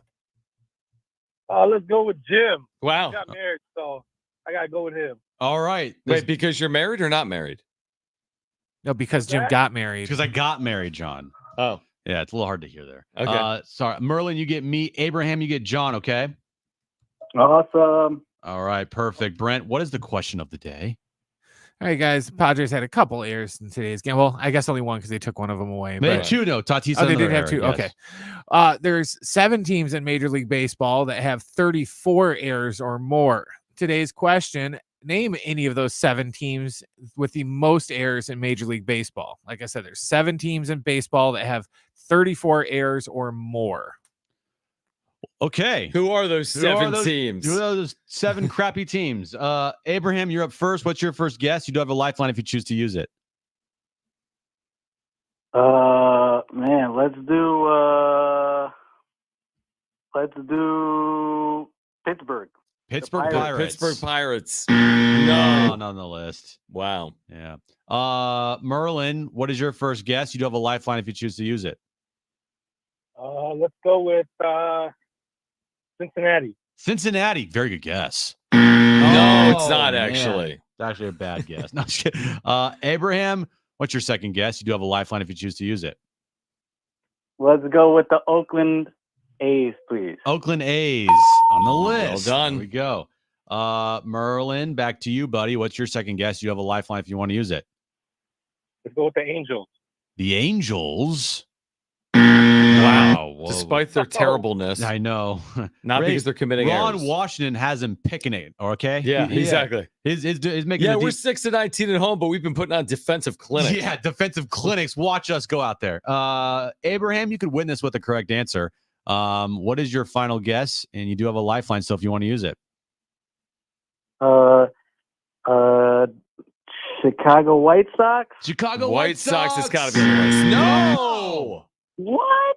I agree with that reaction. Merlin, you could send this thing to overtime with the correct answer here, and you have a lifeline. What are you going to do? I'm going to use my lifeline. Wow. All right. Mr. Error himself. Okay, you know what? Just because you officiated my wedding. I'm going to go with the team that they just played, the Miami Marlins. Do you take that? I will take that. Wow. Boom! Luis Ariz theory. He was a terrible defender, and he was on the team to start the year. Okay. So we're going to overtime. Brent, give us the rules of overtime and then the question. All right, guys, how overtime is going to work is I'm going to ask you another question. When I am done asking the question, you're going to yell out the name of your teammate today. So you're going to yell out John or Jim, whoever your partner was. Don't yell out the answer.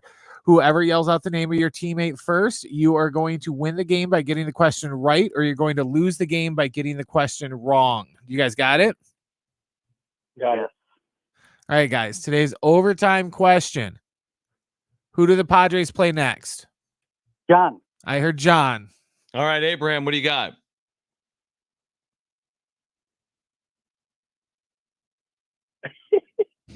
Uh-oh. 5 seconds, Abraham. Name a team. Hello? Yeah, what do you got? Hello?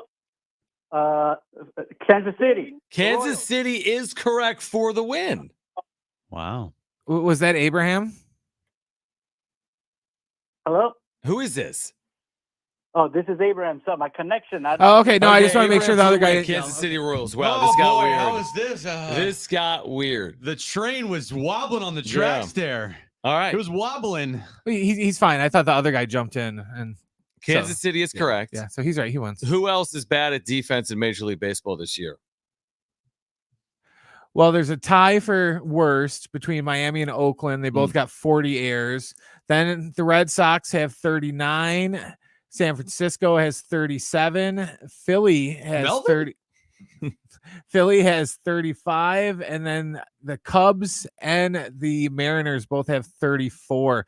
The White Sox is a good guess, but they have 33. So But defense they're is so off by important, one. right? I mean, you got to have good defense. Oh, wait, the Phillies have the best record in baseball, and they're top 5 in errors.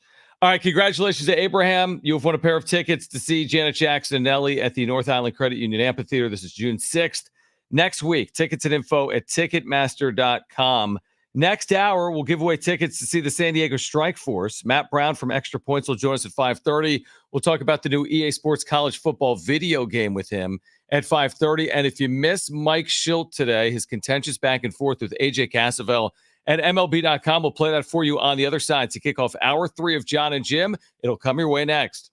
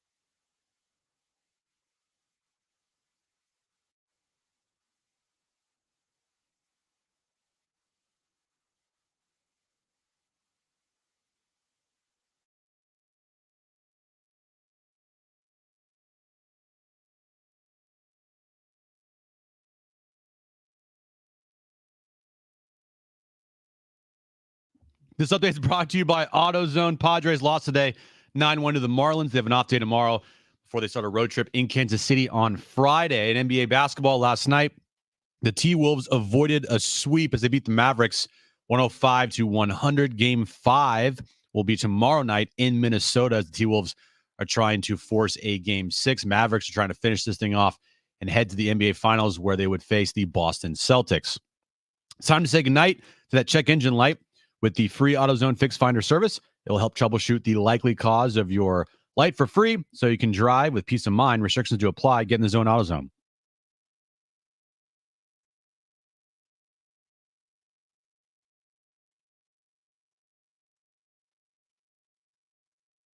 All right, San Diego and Southern California, what's going on? Final hour of Jon and Jim. Matt Brown will swing by at 5:30. Great voice on college athletics. We'll talk about the EA Sports college football video game that's coming out this July that he has tested and played. I think he did it last week in Florida, so he'll join us coming up at 5:30. Plus, if you missed Mike Shildt postgame today, you will hear at least a portion of his conversation with the media, a back and forth that was at least slightly contentious with AJ Cassavell of MLB.com. Padres win a series against the Marlins, as Jim just told you about, but they lose today 9-1. Now, do we have additional audio from Mike Shildt today or no? I don't think we do. Not additional. We'll see.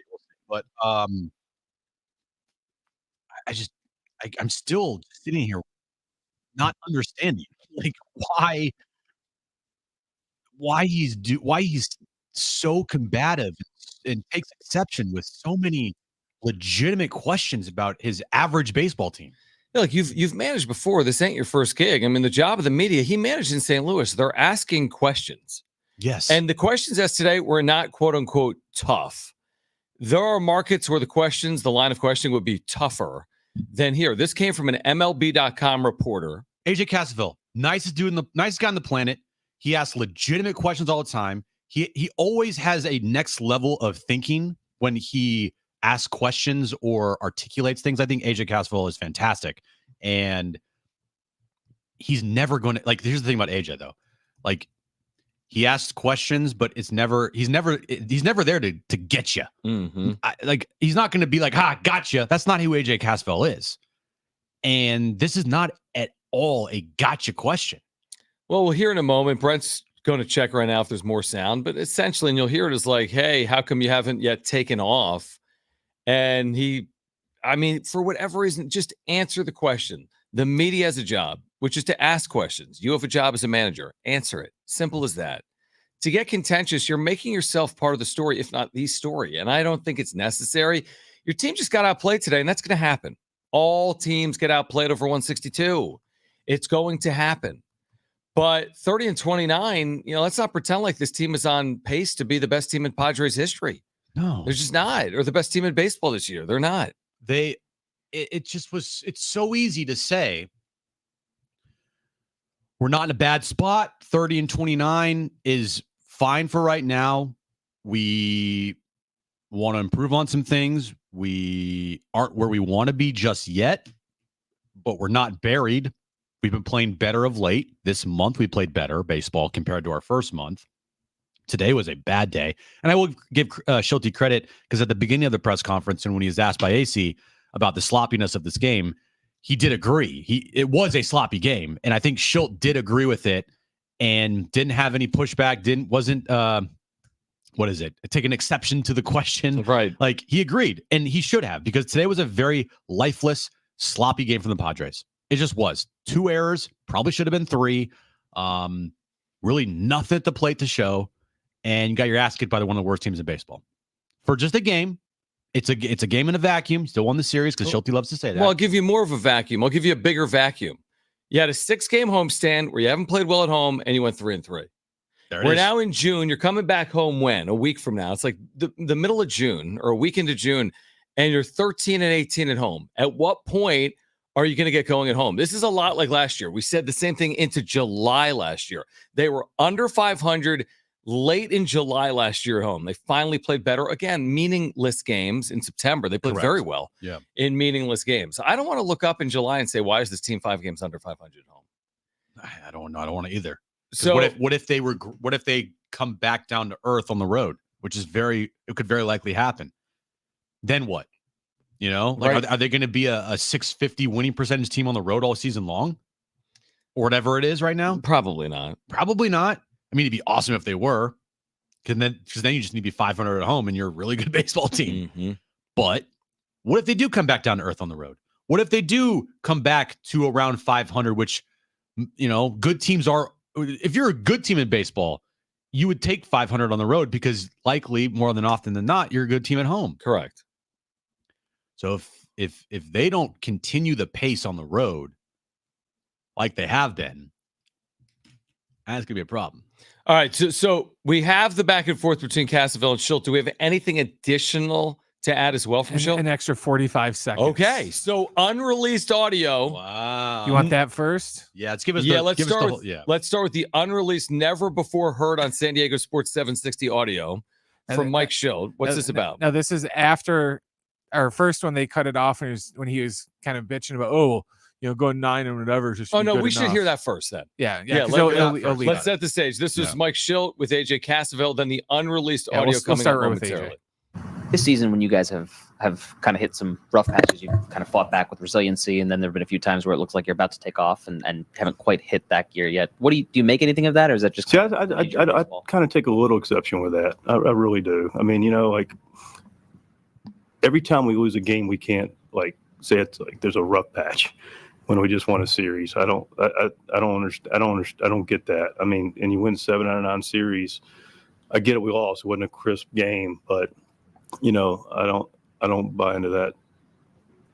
I can't support that particular narrative. Can I clarify then? You can Because I don't absolutely think this was a rough patch. I think you guys were playing pretty good baseball the last 3 games, and right. You haven't necessarily been able to kind of really hit that stride that's taken you guys off this season. I'm just wondering if that roller coaster, in your opinion, is just kind of the nature of the. Again, I take exception with this roller coaster. I want to ride every roller coaster I can ever get on, winning 7 out of 9 series. You sign me up for that ride, I'm all on board. Because if you go 6-4 the whole season, you win 96 games. So I mean, I do understand the question. You talk about taking off, but gosh, man, I don't have a great answer for winning 7 out of 9 series not being good enough. And here's the extra. These guys are human. Right. So these games happen over the course of 162. They just do. So do you just when this game happens, there are things that are addressed what would we address? That's the part and again, I don't want to be, I've admitted the game wasn't clean. I'm not alibying it. The game was not clean. Wasn't our best effort. No question about it. What would also be nice if we had conversations about, hey, the team's playing well. They won 7 out of 9. This looks pretty good. They played clean. Bullpen was good, those kind of questions. So I don't know what I would address to a group that's playing really good baseball that just didn't have their best day. I don't know what to say to that. Today was not our best effort. Oh man, 877-767-4760. He's the classic. Someone asks a question. He says, that one word you used in your question, I didn't like. No, but you're not answering the question. Okay. And by the way, it's not their job to have you like the question. They're independent media members. They don't work for you. They work for others. So they can ask whatever the hell they want. You may not like it, but they can ask.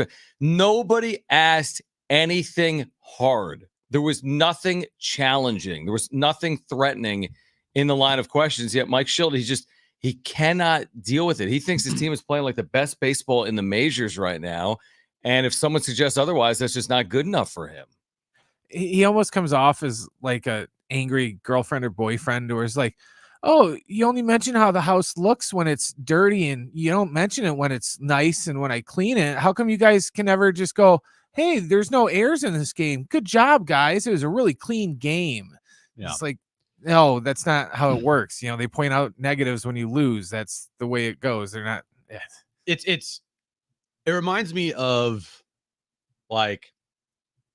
say that the house is dirt, like you just mentioned, Brent. He just said that. I know. I'm just going back to what Brent said, and you're absolutely right, Brent. Is that, and I've been a person where I did this, I did that. It's like, no, that's not what I'm talking about here. Like, I know you did those things, but it's also look at the bigger picture here. We're not going to sit here and pat your head and tell you did a great job because you just took out the trash one time. Like, it's about doing things without being asked sometimes because you just want to do them and you want to have those things be done. Mike Shildt, he loves to use the word alibi. Sure, he's does. like, why are we not talking about the great stretch of baseball we played? We've won 7. Mike, bro, we have talked about it. When you guys win games, we talk about you when you win games. When you lose games, we talk about when you lose games. When you lose series, when you have a 3-3 homestand, that's not good enough, Mike. Like, what is the problem, bro? Why are you so combative with simple-minded questions? You're 30-29. You are not a great baseball team yet. You are average. Get over it. Accept it. Know that you have to be better and move forward and stop trying to make everything as positive as possible when it's really not. It's not even that. It's that he doesn't get the game. There's a game. He is tone deaf. There's a game that's being played. You're the manager. You have a responsibility to talk to the media. They're the media. They have a responsibility to ask questions. You may not like it, and over 162, there could be a contentious moment or two. But are you kidding? Every time you lose a game, you're going to take exception to the questions that are being asked. That doesn't make sense. Again, over 162, you're going to have a moment. You're going to have a blow up. It's possible. All managers can have it. But like, you've previously managed. This isn't your first time around. How do you not understand this dynamic that's playing out? It's such a simple thing to see. And again, we said this after the Rockies home sweep. Just accept it and move on. And no one cares. No one is going to say, did you hear Mike Shildt postgame say, we need to play better? No one's ever going to say. That's because you do need to play better. It was a fine homestand. It's been a fine year. Nobody's out to get you. Nobody's saying, hey, we need to fire the manager or change the GM or make a big-time trade. They're just saying, hey, Mike, why hasn't this team taken off as of yet? Just answer the question and move on. Simple. Like, there's something I want to say, but I can't say it on radio. So it's referring to, he wants everybody to like please him. Like everyone, he wants to be pleased at all costs, no matter what happens. Like, hey, we did this great thing yesterday. That was yesterday. Today was not great. And I mean, yeah, you won 3 games in a row coming up until today, but you also had a 3-3 homestand.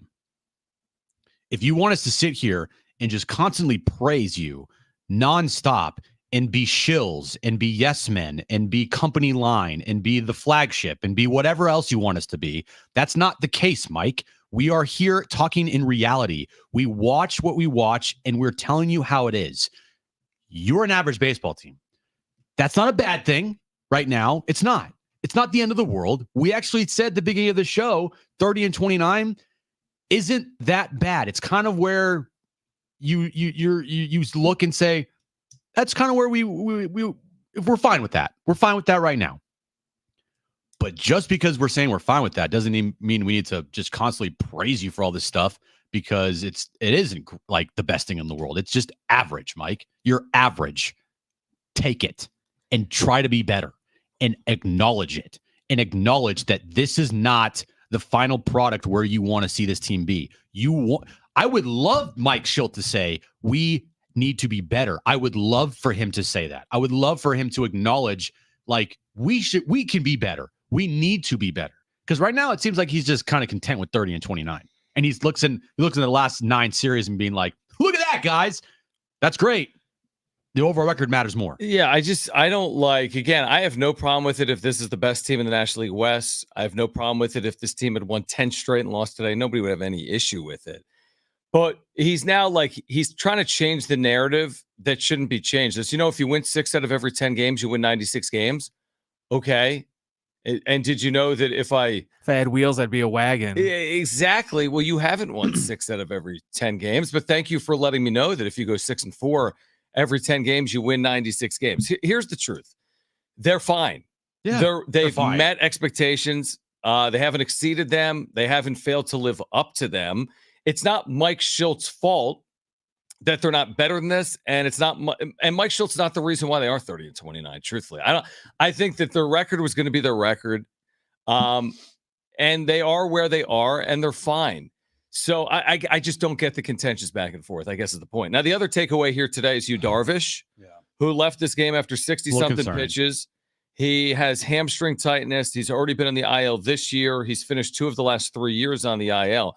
The way bigger story from a baseball perspective is, will Yu Darvish be on the mound in 5 days in Anaheim against the Angels? I don't know the answer to it, but if he goes on the IL, it's the second time he's been on the IL this year and the third time since the end of last year.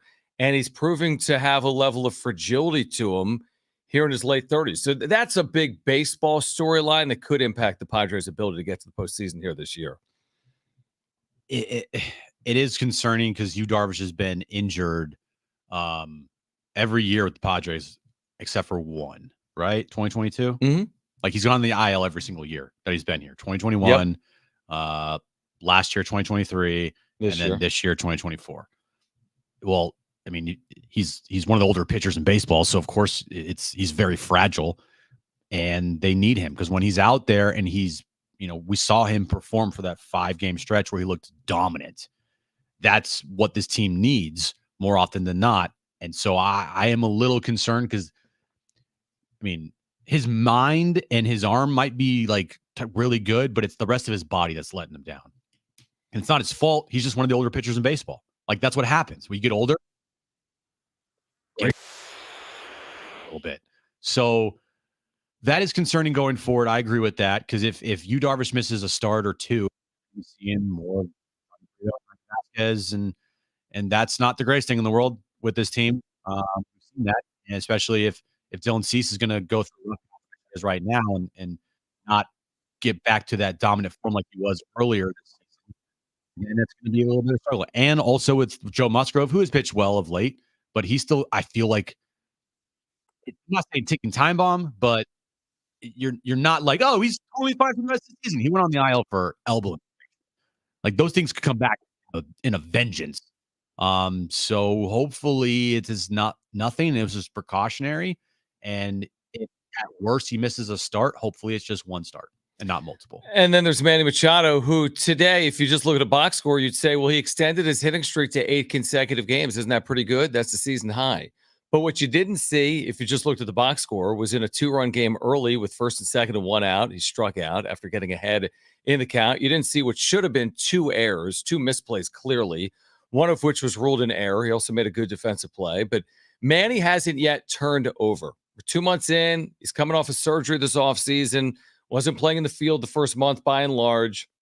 Still kind of getting his feet under him, so to speak. He told us when he spoke with the media earlier this year, I may not be 100% until 2025. He basically said that. So some of it is like, we already knew this, but the other side of it is like a 230 hitting Manny Machado that has not come through in the clutch for 1/3 of the season is very concerning. And talking about something that could impact them on the field, and Darvish's health can impact them on the field. And Manny Machado doing this for much longer, hitting 230 with a 650 OPS, I feel like you're asking for trouble with that as well moving forward. Because what you're asking, or what you're going to be getting, is a guy making $30+ million who should be your best player being one of your worst players offensively. Like, cool, he made an amazing play today in the field, but he also struck out with 1 out, runners at first and second, 3-2 pitch. He has 5 home runs on the season. He made what should have been 2 errors today, and he's not been impactful really much all of this season, albeit a couple games where he has come through big for sure. There's been big moments for Manny Machado, but that's not enough by any stretch. Is there any chance he hits 30 home runs? I mean, how would he even do the math on it? So 100 games left. Yeah. It's going to 25 home runs in 100 games. You'd have to just go ballistic for like a 3-week stretch. That's why I'm not saying it's impossible, but if he does the back of the baseball card, like if he gets there, credit. He did some work to get there. Yeah. Over under 22.5 home runs. Honestly, that's probably a fair number. That's probably where and even that's doing a little bit of work. It's hard to say under 22.5, but I'm not saying over 29.5. This team, I just don't see a scenario where like you look up and their leading home run hitter is Jerkson Profar. Now I know it's Tatis with 9, Profar as 8. The other day on the wrap-up show, it said Profar had 9, but he has 8. Tatis Cronenworth has 9. 8 too. Cronenworth has 8 too. I mean, I don't know, John. It's they're not built on struggle, power. Man. I mean, no, they're not. The way they've beaten people is by like singling teams to death, by not striking out, by walking. You know what Kevin Acee wrote in his newsletter? No team goes first to third more than the Padres. Hey, that's no team goes second to home more than the Padres. That is one. That's got to be a Shildt line, right? No team wins more series of their last 9 than the Padres. 7 of them. No team wins 6 out of every 4 games more than the Padres. Right. It was 6 out of 10. Yeah. 6 out of 10. I'm sorry. No, I mean, listen, if Manny gets to 30 home runs, then he can roast us. You know, like if Manny Machado gets to 30 home runs this season, then credit to him. And this team is in the postseason. If he hits 25 home runs in his last 100 games, credit to him for sure. That'll be unbelievable. That'll be amazing. Again, we gotta have this conversation through the lens of watching the games, which is 5 home runs in 60 games. And OPS below 700. Now he missed 4 games, paternity list. He's missed a few games. So maybe he's on pace for more than 10 or whatever he's on pace for. But 30 seems really hard to envision. And all of a sudden you look up and they're going to Kansas City. Now, we questioned them going to Atlanta. It was Matt Waldron, Max Fried. Did you like your chances there? They won the series. They took 3 out of 4. And now they go to Kansas City where the Royals have been very good. And maybe they're the same old road Padres have been one of the best teams in baseball. By the way, Shildt, your team is 5-5 in their last 10, not 6-4. No, but he was just saying if I you know, go I 6 know. and 4. I'm also just pushing back and saying, but if that's your equation, you guys are 5-5 in your last 10. So if you go 5-5 overall every 10 game stretch, what would you go, Jim? You would go 500. That's right. Wow. And what's the record right now? 30-29. So essentially 500. Yeah, they're not a team that's pacing 6-4 every 10 game stretches here, Shildt. No, 5-5. Close though. Yeah. All right, Matt Brown, extra points. Let's talk some college athletics. This house settlement, what does it mean for San Diego State? Plus, he has previewed the brand new EA Sports college football video game. What are the expectations? What is the info that he has that nobody else has? What's it like to play it? Matt Brown, extra points, will join us next right here on Jon and Jim.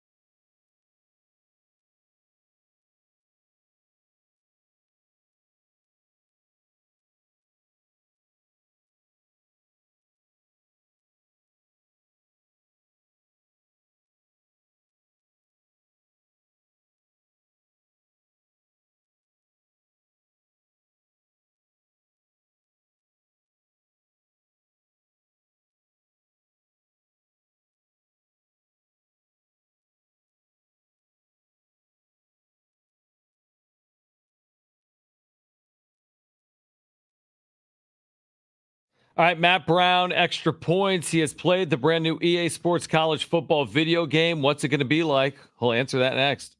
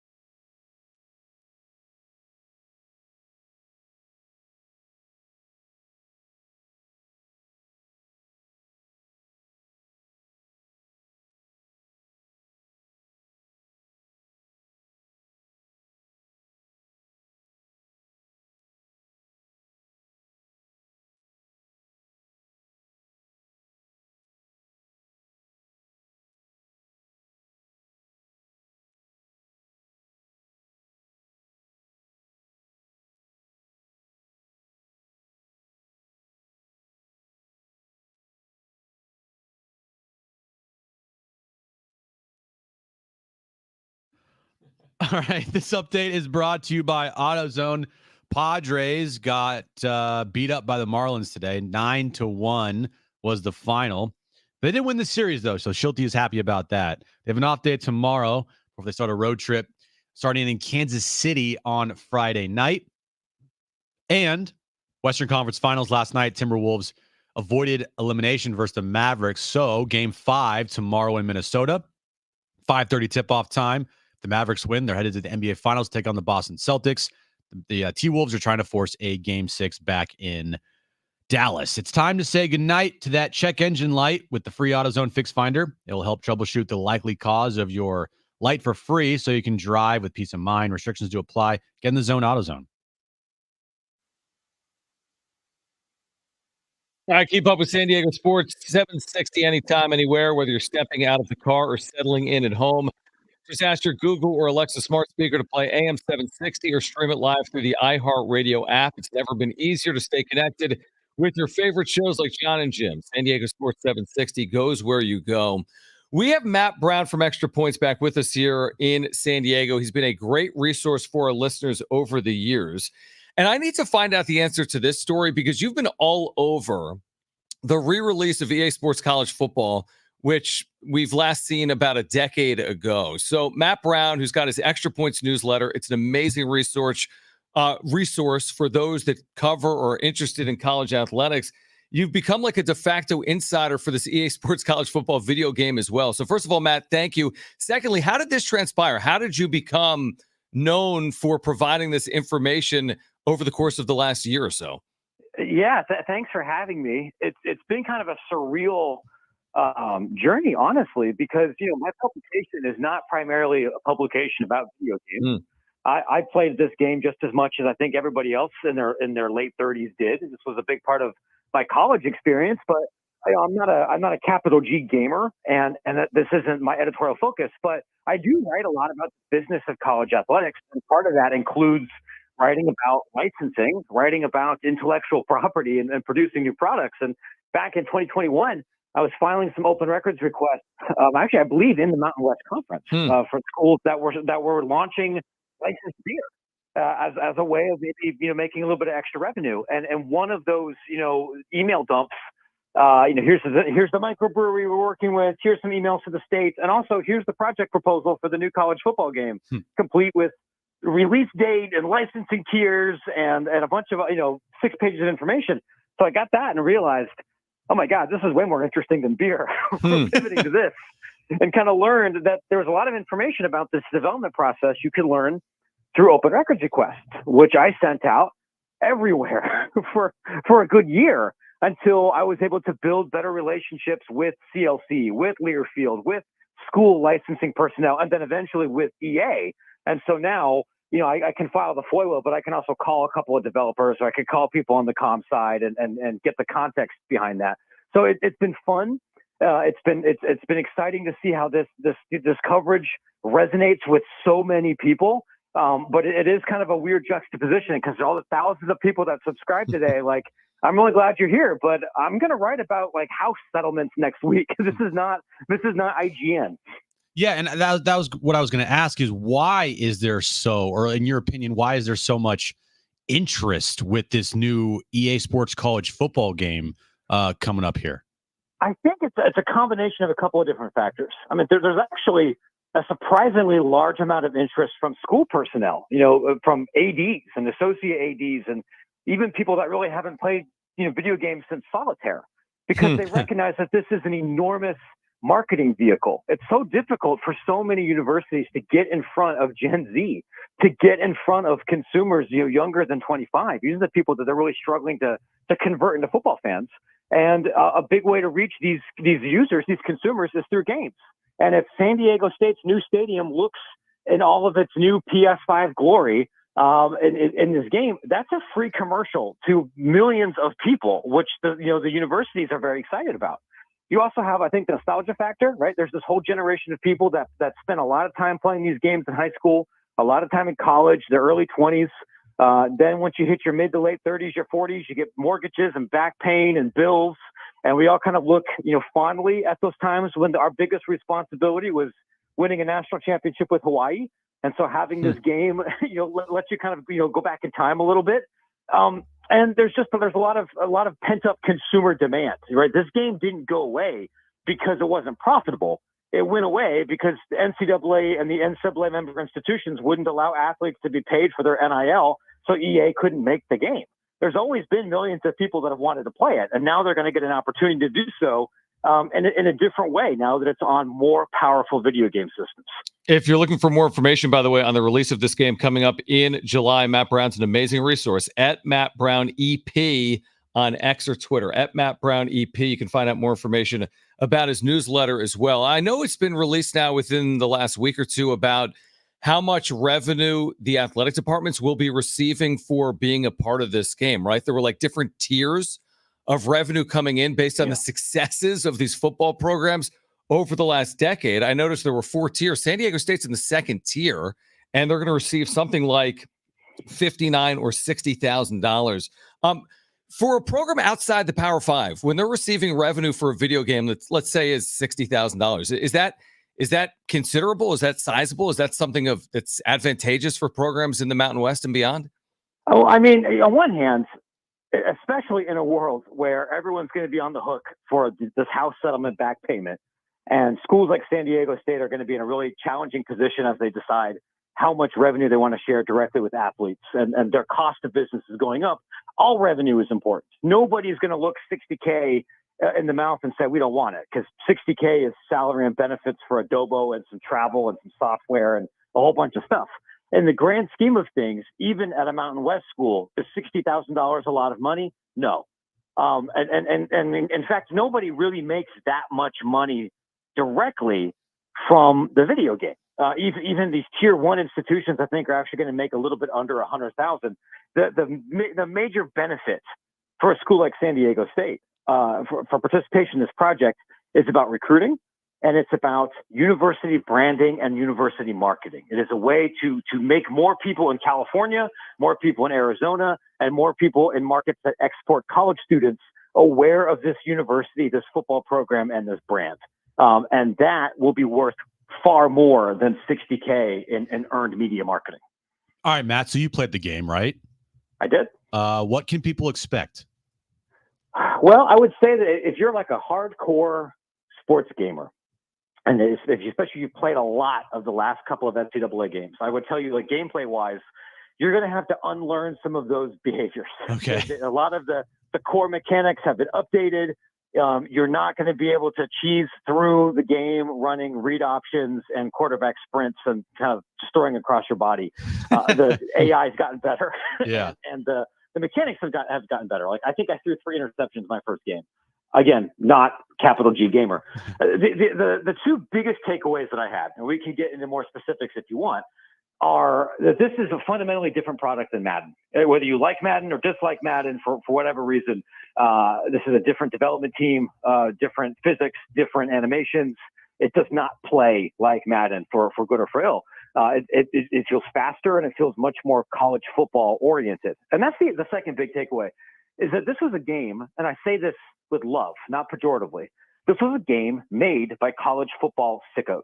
And they put a lot of that love in the presentation and the pageantry and the kind of periphery things that make college football so unique and make college football at every campus so unique. That's everywhere in this game. You will be able to feel when you are playing a big game at Happy Valley or Death Valley or, in the Coliseum. You will notice the difference if you're playing at 11 o'clock kickoff at Purdue or at Wyoming. You will see lots of little unique traditions and cutaways and stadium renderings for every single school, unique playbooks for every single school, because as the developers told me, every school is somebody's favorite. So, if you're listening to this and you happen to rock with Sam Houston or Coastal or Kennesaw State, you're going to find that the developer spent time trying to depict what makes your place special, not just Ohio State and Texas. Really cool. Matt Brown, Extra Points with us right now. Jon and Jim, San Diego Sports 760. Matt, any chance, and I know they used to have a college basketball video game back in the day as well. Is there any chance that this college football game leads to a college basketball game, especially with the way the women's game is now, highly marketed and the way it's being viewed right now? Is there a chance for a men's and or women's basketball game in the future or not? I think there's a chance, but the math really does get more complicated. And part of that is because the major AAA college basketball games from the PlayStation 2 era were discontinued, not just because of O'Bannon, but actually because they didn't sell terribly well. The 2 titles between 2K and ESPN combined, or from EA combined, were selling under 500,000 copies. Video game development has become much, much more expensive than it was in 2010, 2011. And so it becomes a little bit more difficult for a major studio, especially because EA hasn't really been in the basketball business at all the past couple of years, to spend the licensing money and the game development money to recreate a game that's not likely to sell anywhere close to college football, which is, college basketball, unfortunately, in the United States is a more niche product outside of the postseason. That doesn't mean that it can't ever happen, right? I've had some people in the industry tell me, like, look, if this football game just destroys sales expectations, will we kind of revisit some of these things? Sure. What I think is more likely in the short term is for what we would call a non-AAA studio to make a college basketball game. So more an indie game, a mobile game, somebody that's not EA or 2K, making something a little bit more arcadey, maybe a little bit cheaper to get to market, to make the economics of game development a little bit more manageable than the behemoth that was EA Sports College Football. So in your opinion, Matt, what is your favorite feature, like favorite gameplay mode of the new game? I think I speak for a lot of people my age when I say it's the dynasty mode, right? Like the kind of fun fantasy of all of these games is to take some 1-star MAC program or lower level Sun Belt team or New Mexico State and either turn them into a powerhouse or turn them around quickly enough that you can go get a job somewhere else and kind of build your coaching career up, right? Mm-hmm. I grew up in Columbus. I have a degree from Ohio State. That was historically my favorite team. But playing as Ohio State in these games feels like cheating. It's not really fun outside of the glory of beating somebody by 200 points. So I imagine I'm going to be taking over a mid-major and then deciding, do I want to go build the next great superpower at like Rice or Tulane, or do I want to use it as a stepping stone for my college coaching career? Final question that cannot be answered in 60 seconds. So I'll ask you to answer it in 60 seconds. What does this House settlement mean for the non-Power 5? I'd say first, subscribe to Extra Points. It'll be easier for you to explain it there. The biggest sports radio answer I can give is there's just too many unknowns right now in terms of how that money is distributed, who gets it. But where I think you will see a lot of tension is in the non-football and non-basketball sports. Right now, the gap between the haves and have-nots is not as strong, and that is gigantic in baseball or in women's volleyball or in soccer or in some of these other sports that don't have complete headcount scholarship rules.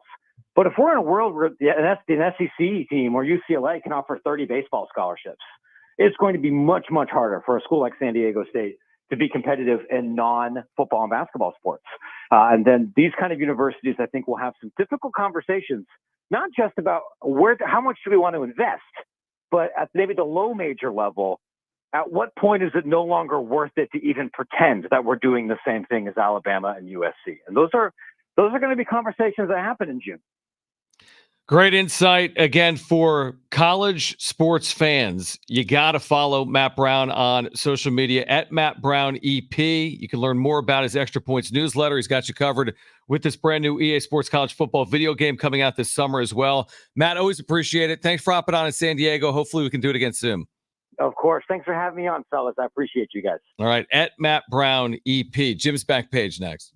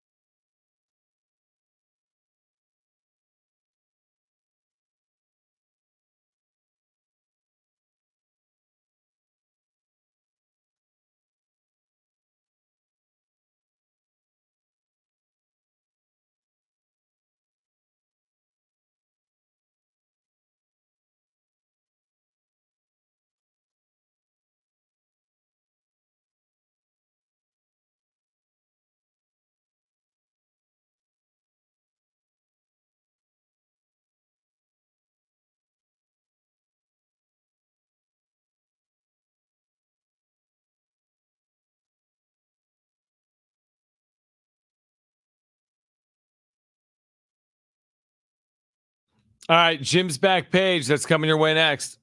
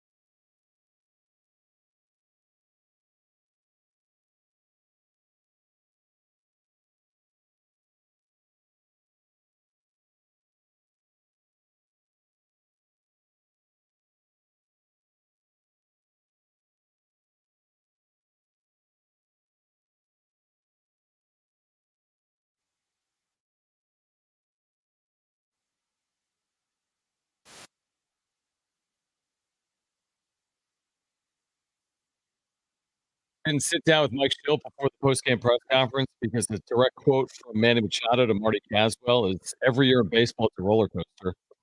You ride the highs and you ride the lows. No way he said that. Mike Shildt actually took exception with the word roller coaster, and then Manny Machado was quoted by using the word roller coaster.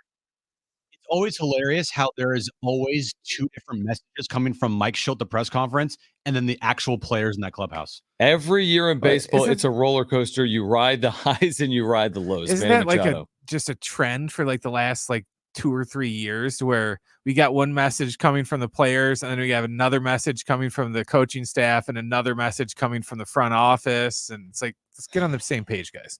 That is absolutely hilarious how the manager of the team can't just he can't even do the company line. The company line's what the players say. Hey, why did you get booed? We deserve to get booed if we got booed. That's the company line. He's like, well, I take exception actually with you saying we got booed. No, you did get booed. Not today. You get the point. I need to hear this exact quote from Manny, but to see how the question was positioned. Anyway, let's get to this.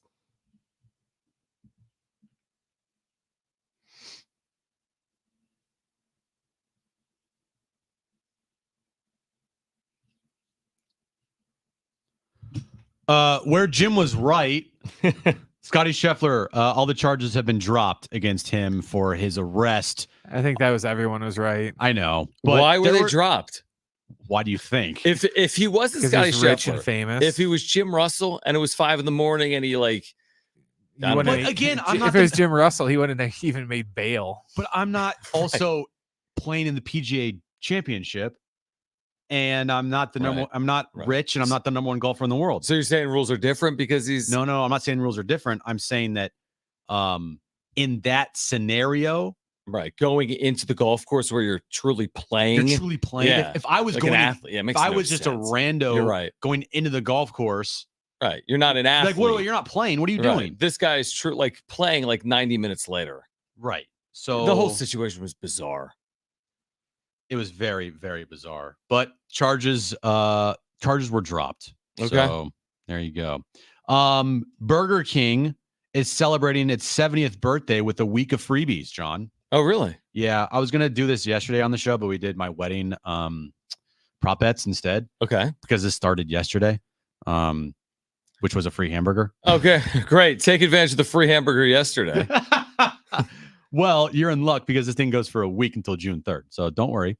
The week of freebies is as follows. Today, you can get a croissant witch. Thursday, you can get a medium soft drink. Friday, you can get a cheeseburger. Saturday, you can get a slice of birthday pie. Sunday, you can get a chicken sandwich. And on Monday, June 3rd, you can get a Whopper Junior. In order to receive these free items, you must be a member of the Burger King's Royal Perks, which is their online reward program. You must also make a purchase of at least 70 cents each day to be eligible. So it's very particular. 70-cent purchase, you get the free item. Correct. Spoiler alert, there's nothing there that costs 70 cents. So it'll really cost like $2.50. Yeah. Okay. But hey, if I buy like a medium Coke. Right. Then you get your free burger. Yeah. Or like item. a free. Well, that's the way it always is when the Padres do that jumbo jack thing. Because, I don't know if anyone's With noticed purchase, this. Right. But, well, you have to purchase like a medium soda. But guess what? A medium soda and a jumbo jack, they cost the same. Wow. So it's like getting 50% off, though. Yeah, well, it just depends how you look at it. Either Yeah. you're buying a soda and getting a free burger, or you're buying a burger and getting a free Sure. soda. Staying with Burger King, they're set to relaunch its $5 value meal, according to multiple reports. The news comes after its competitor McDonald's announced plans to bring back a similar $5 meal. Yeah, for 30 days. Exactly. Last week, Burger King's latest promotion will allow customers to choose between one of 3 sandwiches, along with chicken nuggets, fries, and a drink. The burger chain didn't announce a rollout date for its $5 meal deal, but did share that it will begin on a trial basis ahead of McDonald's promotion, which is set to debut on June 25th. What do you think about that, Brent? Not asking John because he doesn't. Yeah, I don't go there. Yeah, you wouldn't go to Burger King I like Burger King. I like Burger King fries. I like, Whoppers are good. Whoppers are good. Whoppers are very double good. cheese. I like Burger King. It's just there's not a lot of them out here. There is not. There was a couple. There was one in Mission Valley by my house that I used to live, and they turned that into a Starbucks instead. Yeah, there's like the only one off the top. There's one like in Lemon Grove over by like the Walmart. That's the only one I can even think of off the top of my head. There's more McDonald's than there are Burger Kings around here, I feel like. Great insight. All right, what else you have? Anyway, staying with the burger theme, it is National Burger. Oh, sorry, never mind. What? Nothing. It's National Burger Never Mind. I retract that. Let me guess. It was on yesterday. Monday. When was it? In May. You've gone from not preparing to actually preparing less than you previously didn't prepare. Final one. The Home Alone house is for sale for $5.25 million. 9,126 square feet. Never mind. It was sold yesterday. If you want to live in the Home Alone house, it's just a whopping $5.25 million. If you missed anything today, sportsSD.com, iHeartRadio app, iTunes, TuneIn Radio, or Spotify. If you're listening to the podcast, please leave a review as well. We're back tomorrow with 3. Find us on social media at Jon Jim, ANDJIM. We're back tomorrow with 3. Padres off day. What could go wrong? Nothing. For Brent and Jim, I'm John. Keep it here at San Diego Sports 76. Peace out. Bye.